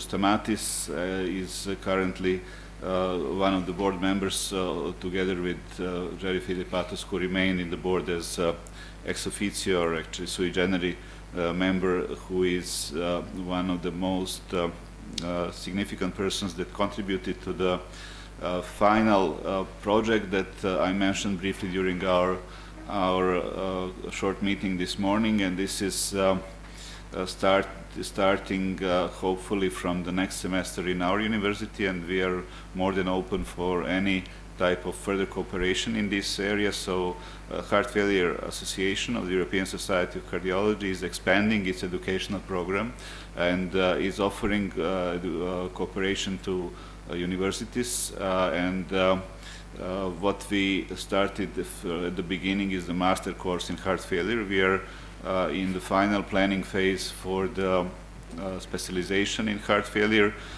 and those courses will be official postgraduate courses at our university, with the strong participation of the international faculty from the European Society of Cardiology and Heart Failure Association, which should be at least 50% of the faculty in order that this meeting can, this program can be recognized as a Heart Failure Association program. So I truly hope that this will be one of the opportunities for cooperation between our universities as well, and Greek representatives in this association will certainly be more than happy to include Larissa and experts from your university, both in our educational programs and in those that are ongoing in parallel in other 4 universities in Europe at this moment. So this is my final slide. As in our basketball and football clubs have their partnership, and I am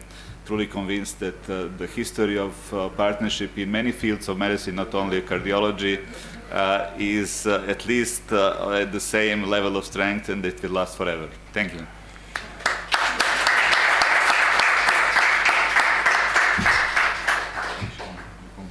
I disagree completely with the last slide. Yes, of course. Ladies and gentlemen, I talked too much today, especially during the previous session, so I will have only one very, very short conclusion.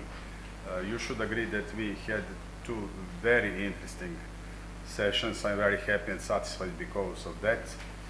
And once again, I would like to thank all participants, all lecturers, and especially our distinguished guests from Greece. I think that we should continue in the same manner, and I'm sure that very happy that this meeting will become the tradition. So thank you so much. Again, thank you to all.